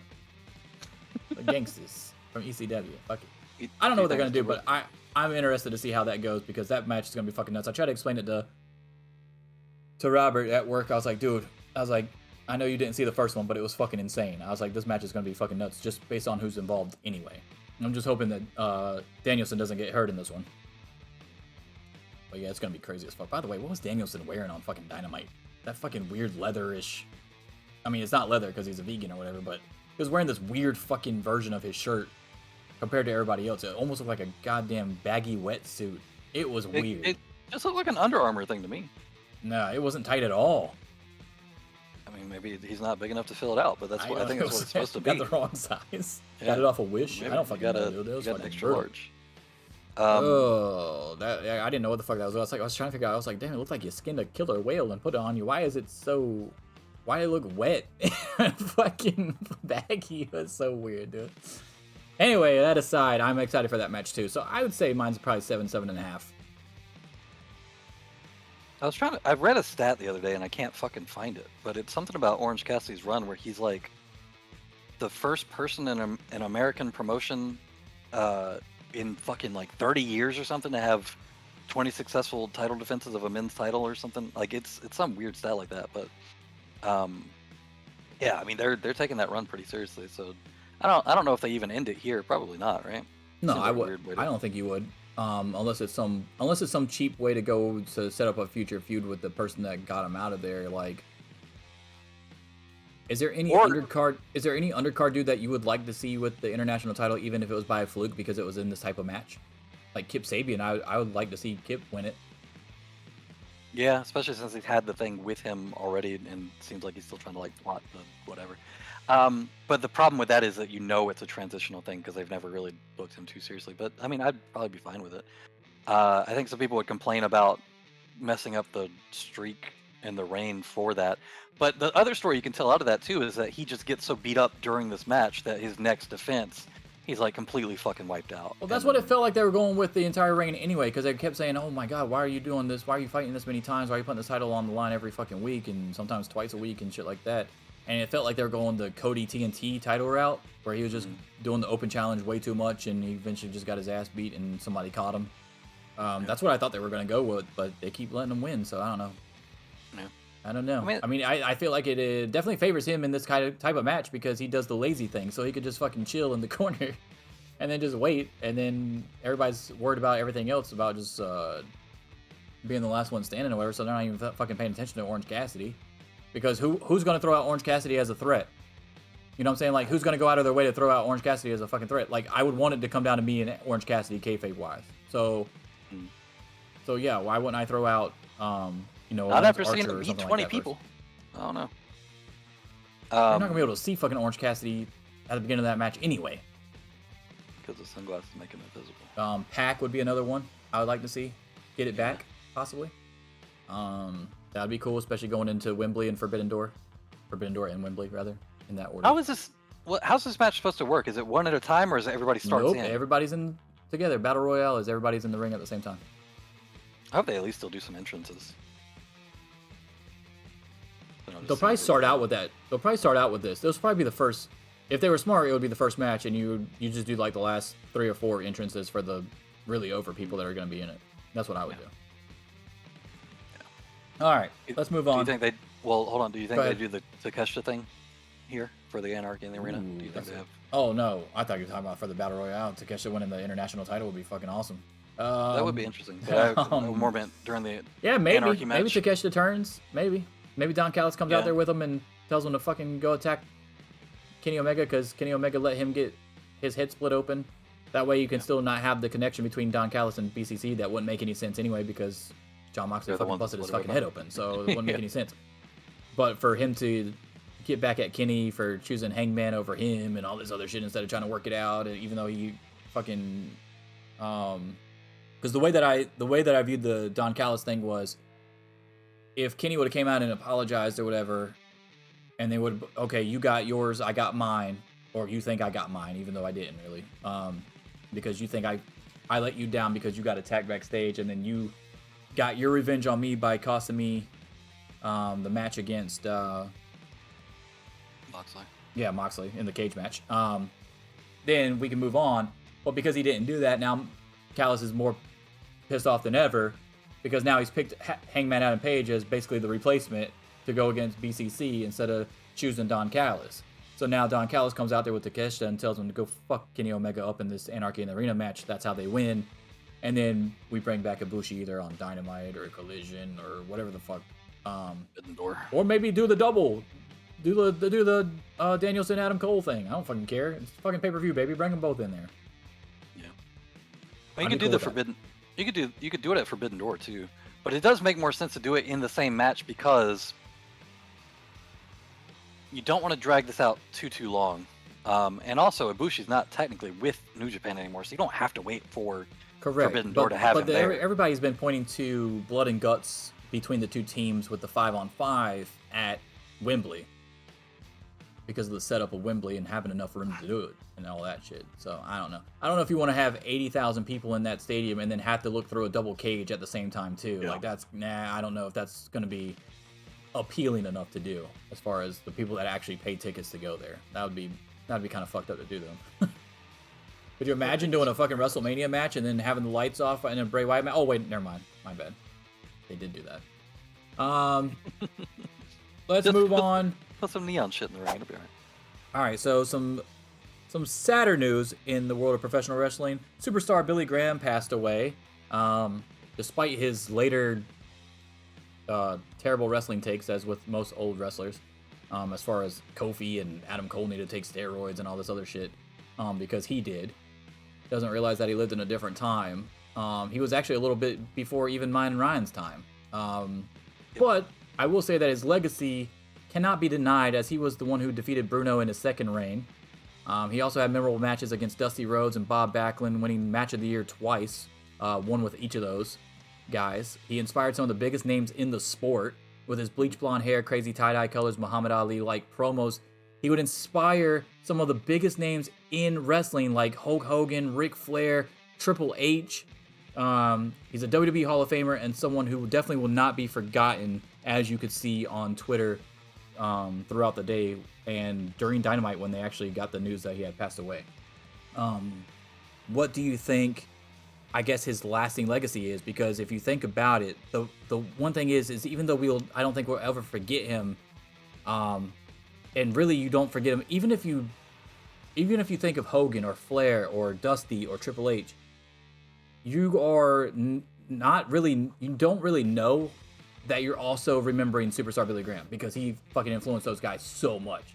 So even this newer generation, or not even really newer generation, our generation, for the Hogan and the Flair and the Dusty, and then the Attitude Era generation, which I guess technically we were a big part of that too, the Triple H's, and the Shawn Michaels, who, because the Shawn Michaels wanted to be like Ric Flair, it's all fucking, it all trickles down. Even though it's a different time and no one's fucking shooting up a million steroids and dyeing their hair blonde and doing the crazy 80s promos and stuff, technically he is living on through all those guys. How do you think his legacy holds up just from that alone? Because a lot of people don't know this. He only won the WWF title once against Bob Backlund. I mean, not Bob Backlund, but against Bruno. He lost it to Bob Backlund. And he's recognized as a 3-time world champion because back in the territory days, the Florida Heavyweight Championship was so fucking huge, they recognized it as a world title. So he's actually 2-time Florida Heavyweight Champion and 1-time WWF title, so they call him a 3-time world champion. Because the Florida Heavyweight Championship was so fucking big and defended everywhere, even though it was called Florida Heavyweight Championship, that they actually consider that a heavyweight title, or did back then. So what do you think his legacy is after his passing? I believe he was 87, if I remember correctly. 79. 79? Yeah. I don't know where you're getting 87, but yeah, he was 79. Maybe I was thinking about Jim Brown. What was Jim Brown? Jim Brown passed away this week too. I'm not sure how old he was. But yeah, as far as his legacy, he's pretty much the guy that brought steroids to professional wrestling. So if you want to look at it that way. Yeah, Jim Brown was 87, my bad. Yeah, so prior to him, when you look at old professional wrestling from that era, like we kind of talked about this, I think last week or the week before, but it wasn't bodybuilders. It was legit just like fat, thick dudes, your Stan Hansen type looking dudes, or, you know, going back a little bit further, you got other guys who kind of fit that same archetypical build. No, he definitely came up into he was in that generation, like, okay, so you know how we talk about 2002 with Randy Orton, Batista, Cena, and Shelton Benjamin and Brock Lesnar, you know, shit like that, right? He was in the generation of him, Bruno, damn, I just fucking lost it. Harley Race was No, around. I'm talking about guys that are built. Oh, okay, I gotcha. Him, Bruno, my God, there was somebody else. I just had it. Buddy Rogers was actually before them. Buddy Rogers was actually in really fucking good shape too. Which superstar got a lot of his shit from Buddy Rogers. If you look at how Buddy Rogers came off with the pomp and circumstance and how he looked compared to all the guys that Ryan are talking about, like the dad bod guys. Right. When you come up and you got Bruno and fucking superstar Billy Graham coming out there, they really kind of like legitimized the sport as far as like, okay, now these fucking guys that are coming in here looking like this, like, of course they're going to be fucking on top. They're going to be destroying people. Like, look how long Bruno's reign was. Look how long. Like, a lot of people think that Backlund was some skinny little dudes. Bob Backlund was in fucking really good shape. If you go look at old pictures of Bob Backlund, it's fucking nuts. Ken Patera was a fucking world-class athlete. So, like, that era, Don Morocco, shit like that, those fucking guys, he helped bring that era in of, hey, man, if you get in shape and look the part, if you look like a fucking movie star, if you look like a superstar, you'll do even better in the fucking business type deal. Yeah, and I mean, he came out of that same bodybuilding scene as Arnold and stuff like that. Apparently, he and Arnold. Yeah, him and Arnold were huge guys, huge bros together back then. Yeah, they worked out together and shit. They worked at the same, Gold's Gym out in California that Colombo and some of those other people worked at. And he and Arnold were apparently pretty close, even late into his life. So, I believe Graham's, one of his daughters is, Arnold is her godfather or something. Like, they were pretty close. They stayed close even way after they both kind of drifted away from that whole scene and did other shit with their careers. But, yeah, man, I think his legacy is just going to be on what's considered the look for wrestlers. And a lot of people don't know this too, but the whole superstar thing that they try to get over in WWE, like not calling them professional wrestlers, calling them superstars, that came directly from Vince McMahon Jr.'s obsession with Graham and the way that people viewed him and as like a larger than life kind of figure. He wasn't just a professional wrestler, he was a superstar. That was born out of Billy Graham's physique and his overall look and all that. So I think that'll be his impact. It'll just be the aesthetic shift between what it was in the 50s, 60s into what it was when he came around. And obviously now we're going through a different one where it's like, well, you just need to be athletic, even if you're smaller, even if you're not fucking jacked to the gills, whatever. As long as you look fairly athletic and, can put on a convincing show of being a technical guy, you don't need to have that same aesthetic, the bodybuilder look. But yeah, I think that'll be his impact. And obviously the people that he influenced directly. The other thing is, like with Superstar, is the other thing is not only did he have that, he could also talk, which a lot of guys back then couldn't do. Yeah. So he could talk them into the building, and that is another part of his legacy, is because promos became such a big deal. Mm-hmm. So like really, even if you only have one of his attributes, whether you have the body, or you have the mic skills, you're probably going to get a look at from somebody big. And hey, we could just develop the other thing, whatever it is that you don't have. Because Superstar Billy Graham had fucking both, had everything. So all you need is like half that. So he basically showed you by having everything that you could succeed by only having one thing, because he was so good at both. It's fucking weird. That's how good he was. Word is when Batista was pretty early on in his career, Graham was really trying to work with him a lot and really wanted to come in and do some manager work or whatever the fuck, but he and Vince McMahon kept having on and off issues with their relationship throughout that whole thing too, so I don't think it ever really happened. But yeah, same kind of deal. Is like Batista obviously was always a really big guy, that bodybuilder look, but he didn't have the charisma that Billy Graham had. So there was some interest in definitely having him come in and manage him and give him sort of a mouthpiece or whatever until he found his own footing. But yeah, it's that marriage of giant fucking aesthetic and then being able to talk that he brought, and that really lasted through probably like 2010 maybe, aside from the cruiserweights in WCW, where you start to move away from that aesthetic some in the early 2010s. But outside of the cruiserweights, I mean, that pretty much was the standard for the longest fucking time. And part of that was Hulk Hogan still being around so long or whatever. But yeah, his influence is going to be, he was the direct inspiration for your Flair promos and your Hogan body types. And, even Dusty Rhodes, without them looking similar, the Dusty Rhodes promo was quintessentially the Billy Graham promo. If you go back and look at some of his other stuff, so this is that Which that was the cadence, Muhammad that Ali style. promo. Yeah, exactly. Right. So like, which was yes. so you have Muhammad Ali, then you have Superstar Billy Graham take that and do his own thing with it, and then you have the Hogans and the Flairs and the Macho Mans and stuff do versions of that same promo for their own shit. Right. So yeah, so like he definitely spawned off other shit.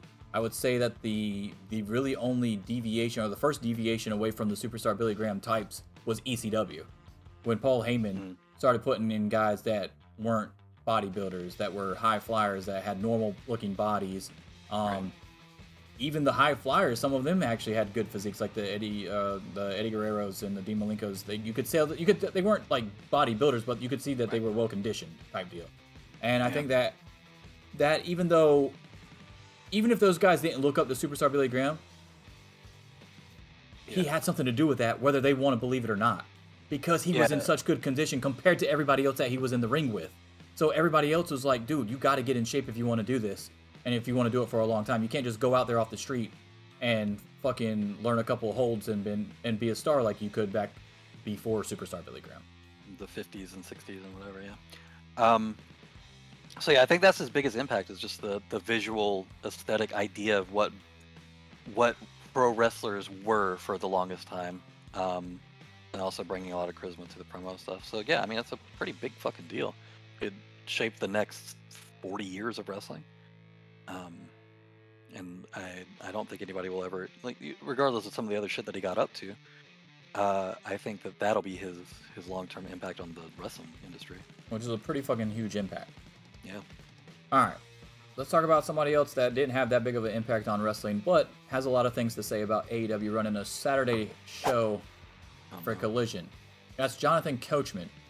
He had mentioned, and I'm not saying this to be derogatory or anything to Coach. I actually like Jonathan Coachman, to be real with you. But I do disagree with him here. And, of course, he's gone off on a couple people, and he's kind of said that he's just going to drop it. But if you look at his Twitter feed, he mentioned that we, as in the WWE when he was there, tried to run Saturday shows before, and they just don't work. And like Ryan was saying, I believe last week or the week before, he kind of alluded to that. But I am going to say that I disagree with Coach here on the premise that you tried. Did you really try? If you're running Shotgun Saturday Night or Velocity or whatever the hell you got going on, is that really trying? You're not putting out CM Punk on those shows. You're not putting out Andrade on those shows. You're not putting out Thunder Rosa. You're not putting out Miro on those shows. So how can you say that you tried it when you weren't even putting your biggest stars on Shotgun Saturday Night? Unless it was the first week, right? So I disagree that it won't work. Has it worked in the past? No, not really. But that doesn't mean it can't work. I think we're in a different time. I think a lot less people go out on Saturday nights that are wrestling fans than you might actually think. I think the hardcore fan base of AEW has always gone with AEW and traveled wherever AEW goes. I think that was determined in the whole Wembley fucking situation that we've talked about before here. Why would anyone think that it wouldn't do well? Man, and by the way, as someone who is off on Saturdays, well, like a lot of people are off on Saturdays, but as someone who's off on Saturdays and going through the guide on Sling, there's fucking nothing on. Please give me fucking wrestling. There's literally nothing on. So the people that do want to stay home on Saturday nights and not fucking go out every Saturday, can we get something to watch? So I'm cool with this. Like, I don't know why he thinks it's going to just fail. And I'm not saying that it won't have a rough patch at some point, because eventually college football comes back. And college football is on Saturdays. And college football is real fucking big in a lot of places, like Texas and just the Southeast Conference in general. So it'll be interesting to see how it holds up there when they have their primetime games on Saturday night. But I completely disagree here with Coach that they tried on Saturday. They didn't try. They just threw up a show, tried to get some extra revenue for sponsors and whatever, and basically used it as a scouting program for a bunch of jobbers. They didn't try anything. This is going to be the first real attempt at somebody trying in a primetime slot with a 2-hour live show, and we'll see how it goes. Yeah, there's a couple things to point out there about his "we tried this before" take, and that's, you did try it before a few times. There was Saturday Night Main Event, There was Shotgun Saturday Night. Shotgun Saturday Night got replaced by Jacked. Do you remember that? And then Yeah, I remember Jacked. That got replaced by Velocity, right? So his original comment, I think, said something like, "Oh, you could even run The Rock on it, and it wouldn't do big numbers or whatever." But what he probably doesn't remember is that the NBC version of it in the early 2000s or mid 2000s, I guess technically, because I think it was 2006 to 2008, they ran. It was only like 5 episodes, but each of those episodes did the same rating at the time that Raw and SmackDown were doing. The reason it was considered a failure wasn't that it was doing less ratings than their other shows. It was that it was on NBC, so they thought it would do a lot more, being on like a main programming channel. But it wasn't a regular show. They had 5 episodes over the course of like a year and a half. So it's not that it can't be done. It's that the way that they did it and what he's alluding to is some shows that did not have the main guys on there. It was not important to advancing storylines. It was not. It wasn't live for. Yeah, that was a big part of it too. It just wasn't live, so there was no like you have to watch it kind of feeling. So no, it's not the same thing. Like it's a bad comparison, not just because the industry has changed so much, but even because it seems like he doesn't know the history of his own. Well, not anymore since I think he's with ESPN now, right? But it's a bad retelling of the history of the company that did try it before, because when they did try it, it actually didn't do that bad. It was on network television, obviously, but that's different. But when you look, what I think he's looking at is like when you look at any other non-sport programming on Saturdays, it generally doesn't do as well as your Wednesday night shows or whatever when people are home and not out doing social shit. But honestly, man, times have changed. Like it's not the same world anymore. I would expect to see some pretty good numbers on, especially if they can get the Punk stuff in, because people will definitely tune in for the longest time. Well, I think people are going to tune in the first episode regardless.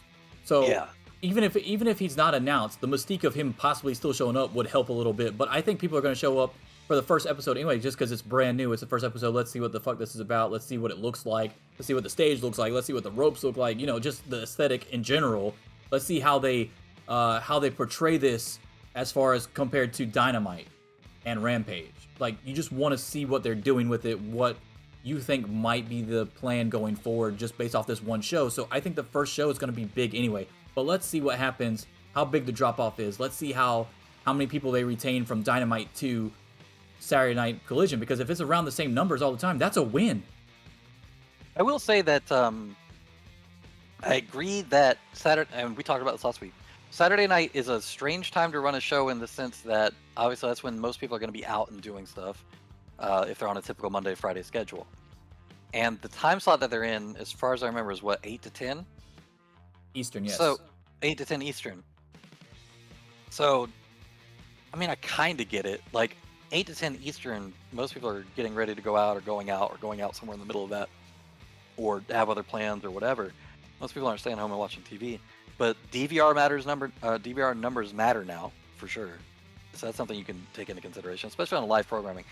Even if I do go out on a Saturday night, which doesn't happen a lot. I don't really go out that much, but back when I used to, even if I were going out, like if I get back home at fucking 12, 12:30, 1 o'clock, whatever, if I had some shit DVR, that's what I would turn on while I'm, getting home, getting undressed, changing clothes, getting in bed, whatever. Like, it's not like it's not going to get any eyes at all. Or I would watch it the next fucking day, because Sunday is lazy as shit. Don't have to do anything. For everybody, everybody's Sunday is the laziest fuck. Like, what? You don't have anything to watch on Sundays either until 1 p.m. on Sundays during the fucking football season. So, like, I don't understand the concept either, because, like you said, back in the Shotgun Saturday Night and Velocity, there's no DVR. Right. So it's just a different time, man. And I don't know if he's out of touch or not considering that, or just trying to do a one-to-one comparison on things that you can't do one-to-one comparisons for anymore. But I understand the concern about not running Saturdays, because that's historically a bad slot for people that aren't home, but it's not the same thing anymore. And also, you're dealing with a very hardcore audience of people that are going to turn in to watch pretty much anything they do, except for Rampage, but that's only because Rampage is not live. Rampage is taped, and you can just look up the results online instead of staying up till fucking 10 o'clock and watching it. But 8 o'clock for 2 hours is a lot more doable. By the way, that's why SmackDown did so bad compared to Raw back in the day when they split up the rosters and shit like that, because they would tape SmackDown on Tuesday. Appreciate the follow, Pit Boss. They would tape the SmackDowns on Tuesday and not show them till Friday or Thursday, depending on when SmackDown was at the time. Then everybody's already seen what the fuck's happened and read all the detailed shit on Raja.com back then, and and we already know what the fuck it is, and no one's gonna tune in. Or you just don't have the same you don't have the same impetus to go watch it. Like that's really what it is. Like your motivation's just not there. Yeah, your motivation. There you go. Yeah, it's the same word. But that's the one I was trying to think of. Yeah, right. I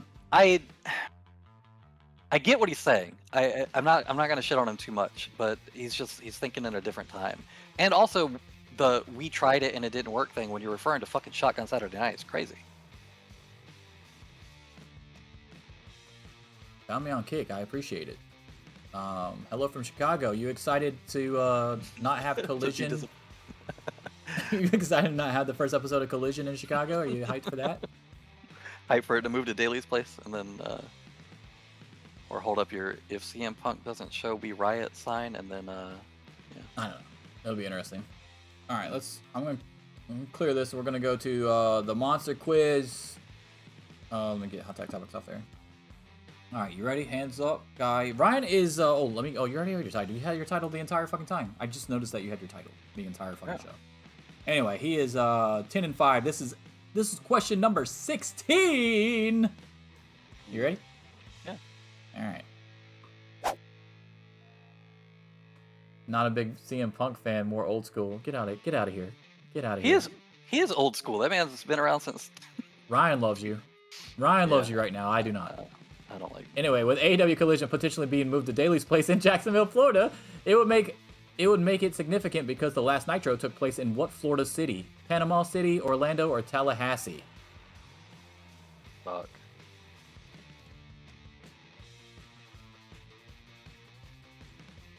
Trying to remember the graphics that they had up at the time. The problem is I don't have a visual memory. Like, I have no visual memory. So I'm trying to, like, think of it as a list of words, and it's not coming to me.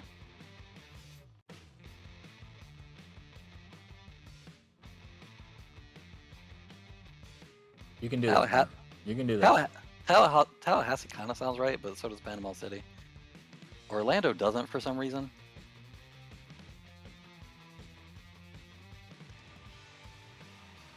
I could just be misremembering too.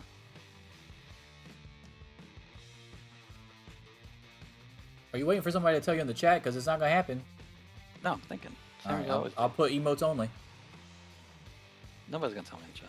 I'm put emotes. Nobody's ever told me in the chat for any of them. I know, not now, but they might now. I don't know. We got an old school fan over here. Yeah.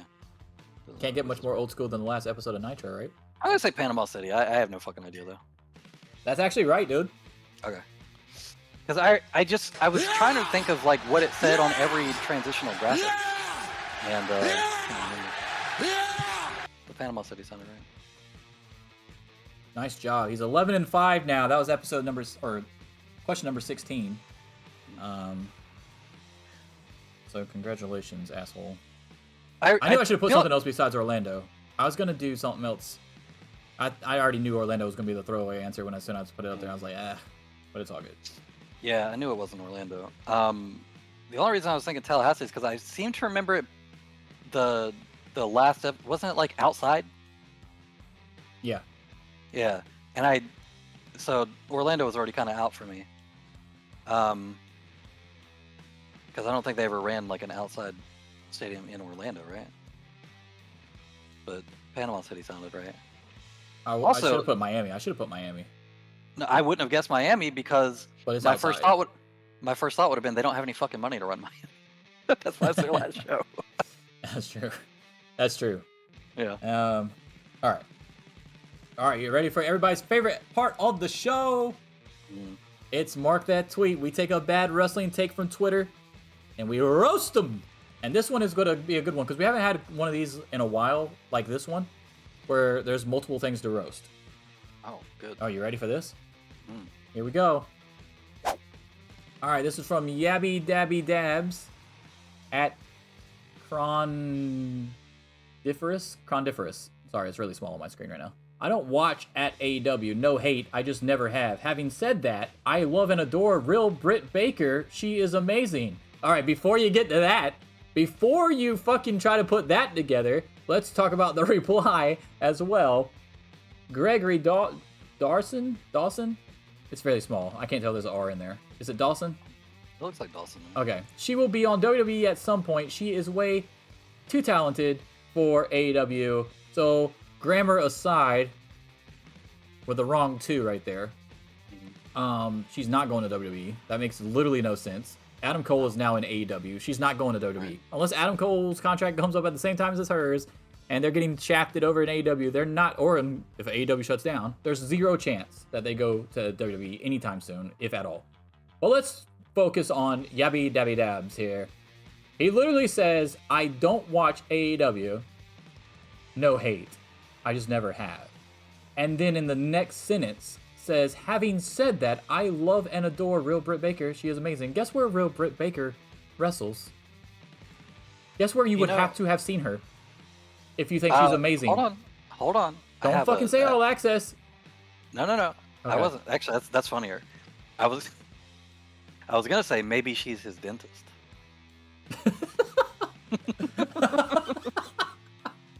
Oh my god. Oh shit. Oh my god. Oh wait. Oh no. God damn it, Macho Manny. Macho Manny, thank you for coming through. Let me read this. CM Punk is one of the greatest. Has the entire foundation of a pro wrestler. Man, he can talk, wrestle, and do it all without having to cheat. I still don't understand why the needleheads get so much praise, like the Hogans and the Grahams. They are cheaters. They can't get their physique the organic way, so they turn to roids and the drugs to fabricate their something. The wrestling community still love them. All right, I'll get to that in a second. I'll get to that in a second. But back on this guy. If she's not his dentist, thank you, Macho Manny. All right, go ahead. I'll talk about that in a second. But I want you to think about something while we're doing this. I need you to explain what they're cheating at. Okay. So the Britt Baker thing. Maybe he sees clips of her or whatever. I'm not as hard on that take. Maybe he just means that he thinks she's cute or has a lot of like personality or whatever that comes through in gifts or whatever. I don't know. That's weird. It's a weird thing to say. There's no way that you would be exposed to her without AEW. So I don't know. I assume he just means that he thinks she's hot. No. He just means he thinks she's hot. That's what he means. Sees her on the timeline. I don't watch AEW. No. Then how do you think? I love and adore her. She is amazing. That's not stalker vibes. Then if you don't fucking watch AEW and that's the only way you see her. I didn't say the man was coming off normal. No, I agree. So I'm asking you though. Is that not stalker vibes though? You're basing your entire thing off of pictures and videos you've seen over on Twitter? I love and adore these 3-second gifs that I see of her smiling sometimes. Yeah, right. I don't know, man. Could just be that he likes her Twitter stuff. Who knows? But right, let's move on to the chat. But the here. second no, one. Wait, I gotta read the pit boss. I gotta read pit bosses. He's got some cool shit over here. I'm 54, old WCPW, Windy City Pro Wrestling. Dick the Bruiser, the Barbarian. I met Adrian Adonis and Hawk and Animal at a bar in Chicago. That's fucking badass, just so you know. That's cool as fuck. Legion of Doom is on my Mount Rushmore of tag teams, as we've done in the past. Me and Ryan did it. The only live one we did, I think, was tag teams. Legion of Doom was on my Mount Rushmore. I've got a couple Legion of Doom shirts. I love Legion of Doom. Love the Road Warriors. Fucking awesome. I love the Barbarian, too, by the way. Just so everybody knows. Barbarian and Ming, dude. Fucking Faces of Fear. There's no fucking joke. So that's cool as shit. But go ahead and talk to Macho Manny right quick. Well, no, we got to get to the second part of the second tweet on this, right? Oh, okay, yeah, go ahead.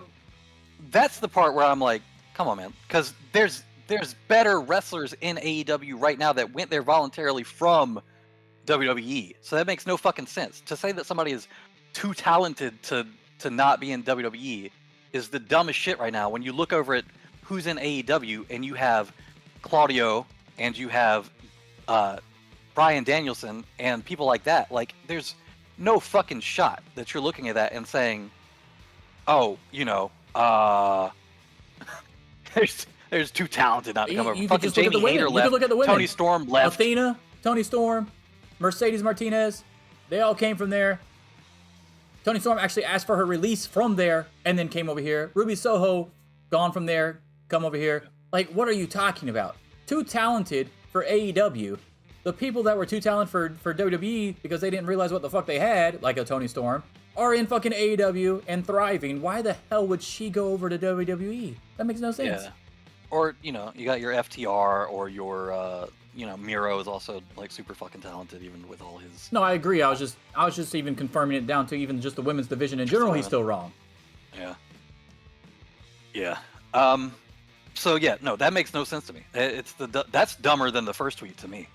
Like, people with more talent are the ones leaving to go to AEW. So what the fuck are you talking about? All right, let me hit him with the mark that tweet video before you get into Macho Manny. All right. Yeah. So we got to mark this tweet. I'm sorry, Yabby Dabby Dabs and Gregory Dawson, but we got to mark that tweet. Listen up, you prick! You don't know shit! Your opinions suck! You fucking mark! That doesn't work for me, brother. You're going to be using that one a lot. Very good, very good. All right, now let's focus your attention over to Macho Manny in the chat and ask him. I think he answered you actually. Those guys made an out of shape average Joe have hope of becoming a superstar. Not these muscleheads nowadays. WWE is just a platform, just like New Japan and AEW. I don't think the platform makes the wrestler. It's the wrestlers, they make the platform. I agree.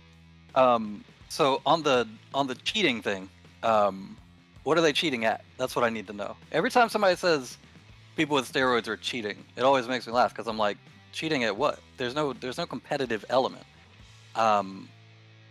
It's not like,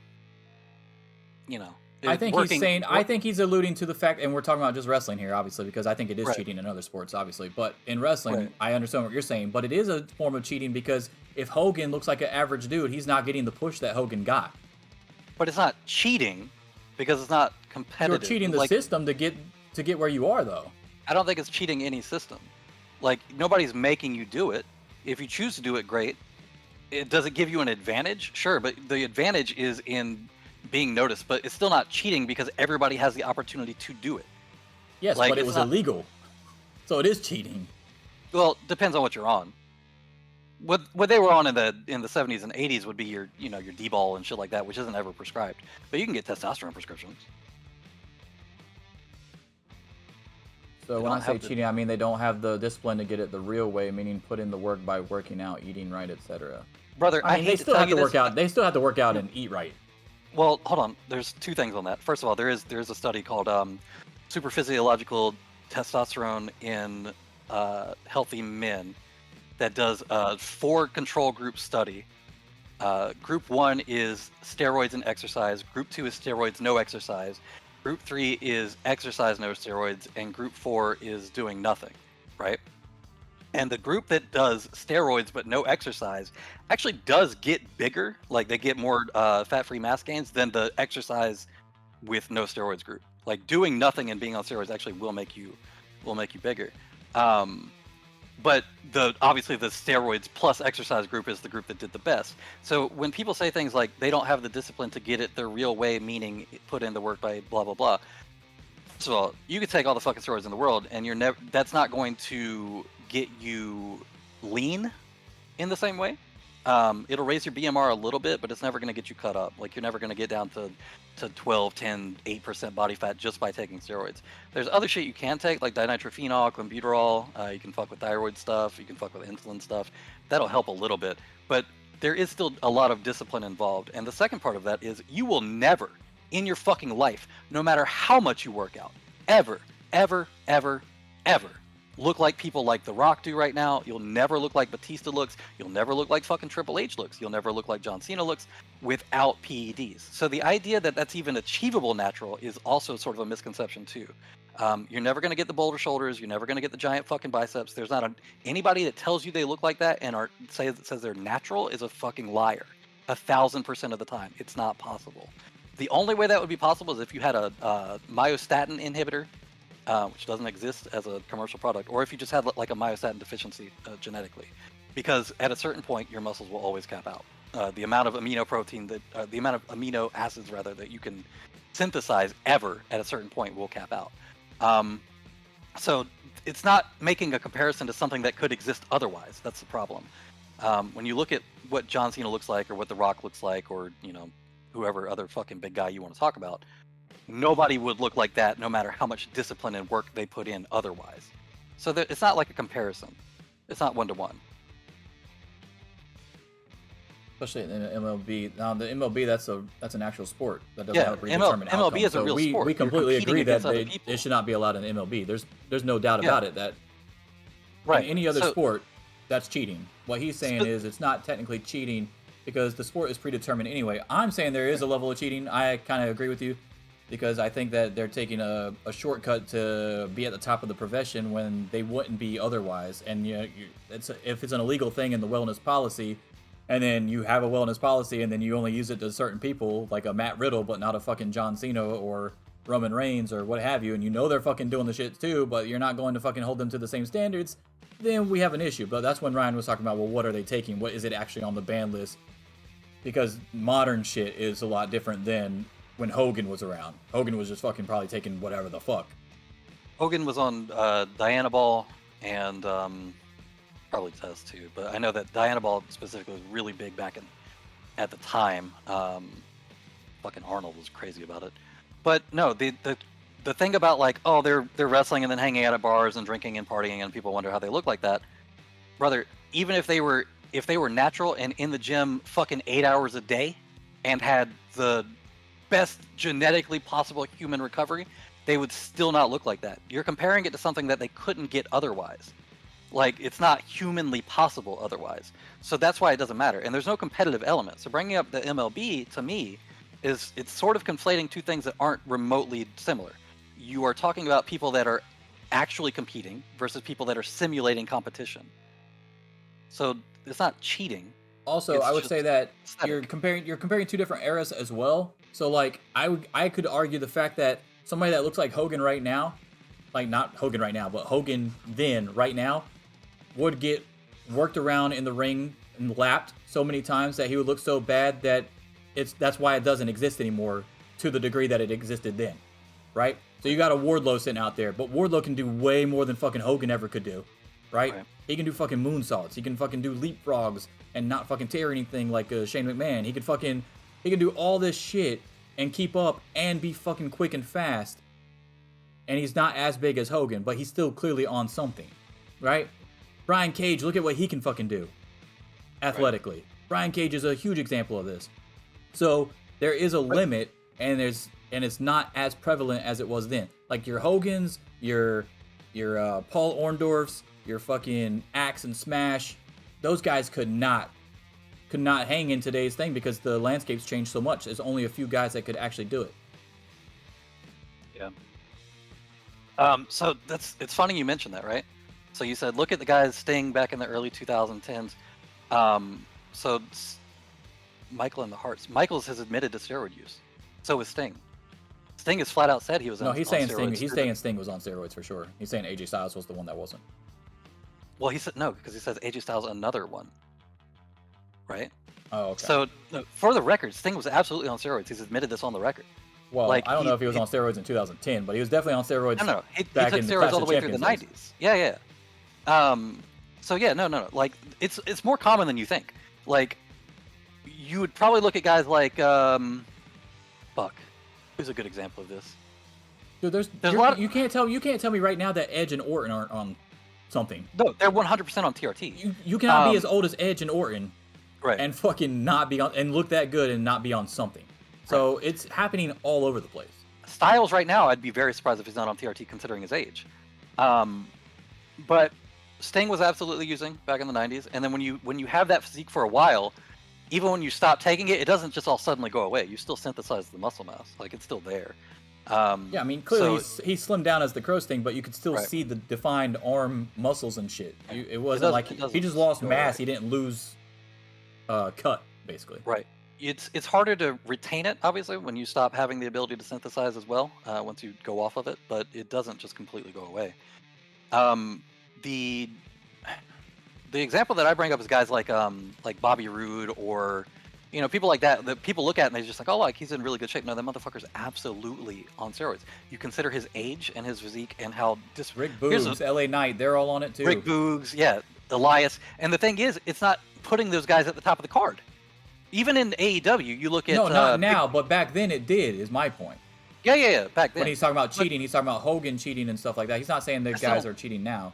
I don't think it's cheating. Even if you look at Superstar Billy Graham, who we were just talking about, the only reason that he he was on steroids and doing bodybuilding shit way before he ever even started wrestling. The guy that he met that got him to go train at fucking Stu Hart's gym or whatever was a guy that he met at the gym. Same with Sting. Same with Warrior. There's a lot of guys that got into the business because they were bodybuilders, though, because that's what they were looking for at the time. Right. So they got recruited based on that, but it's still not cheating. Like there's no competitive element to it. You can, and a lot of the moral Puritan value stuff around steroids comes from U.S. propaganda against Russia after we got fucking cleaned by them in one of the Olympic years, because they had just started giving out Turinabol, which is similar to Dianabol, but it's a different derivative of the same idea that causes less bloating, and it's actually really nice. But Turinabol was really popular in Russia at the time, and we got fucking cleared by them in pretty much every strength-based sport in the Olympics. And instead of being like, oh, well, our guys are on other stuff too, but it's not as good, we were just like, you know what? Steroids are cheating, they're evil, they're the devil, whatever, and got so fucking stigmatized over here in the States that even now people still have that idea. Steroids equals cheating, steroids equals cheating. It is cheating in strength competitions, but it's not cheating if you're not fucking competing in anything. If you want to take steroids recreationally, great. If you want to take steroids for something that doesn't have any competitive aspect to it, great. Who cares? All right. That is gonna do it for the show. This actually went way longer than I thought. I appreciate everybody. I appreciate everybody that came through. That was fucking awesome. Macho Man, you should have been here the last couple weeks, man. We had some really good shows. We were waiting for your ass to come back in. I was like, damn, man, this show was so good. Where the fuck is Macho Manny at? But we will hit everybody up on the YouTube channel soon because we are going to be doing our AEW Double or Nothing predictions on Saturday. On Saturday, AEW Double or Nothing prediction show. Obviously, you can also check out a lot of these segments throughout the week on our YouTube channel as well. And we'll be back next Sunday. Or maybe not. I don't know how we're going to do it next week. I might wait because the pay-per-view won't have happened yet. Because the pay-per-view's on Sunday. Yeah.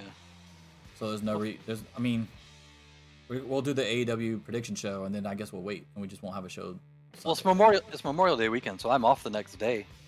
So if you want to... I guess I can come in after work then, yeah. I guess we could still do a show on Monday instead. Yeah. Macho Man, I highly recommend just trying some steroids, brother. It's good for you. I don't know how old you are. If you're in your early Monday Memorial Day, we'll do a post show thing. I guess we'll do a review. We don't have to do an actual show. We'll just do a review for Double or Nothing. That'd be fine. That'd be cool. All right. Have a great rest of your Sunday, guys. I'm out. I got shit to do. I gotta go to work. It's inventory week. It's gonna suck. Deuces. All right. Later, guys.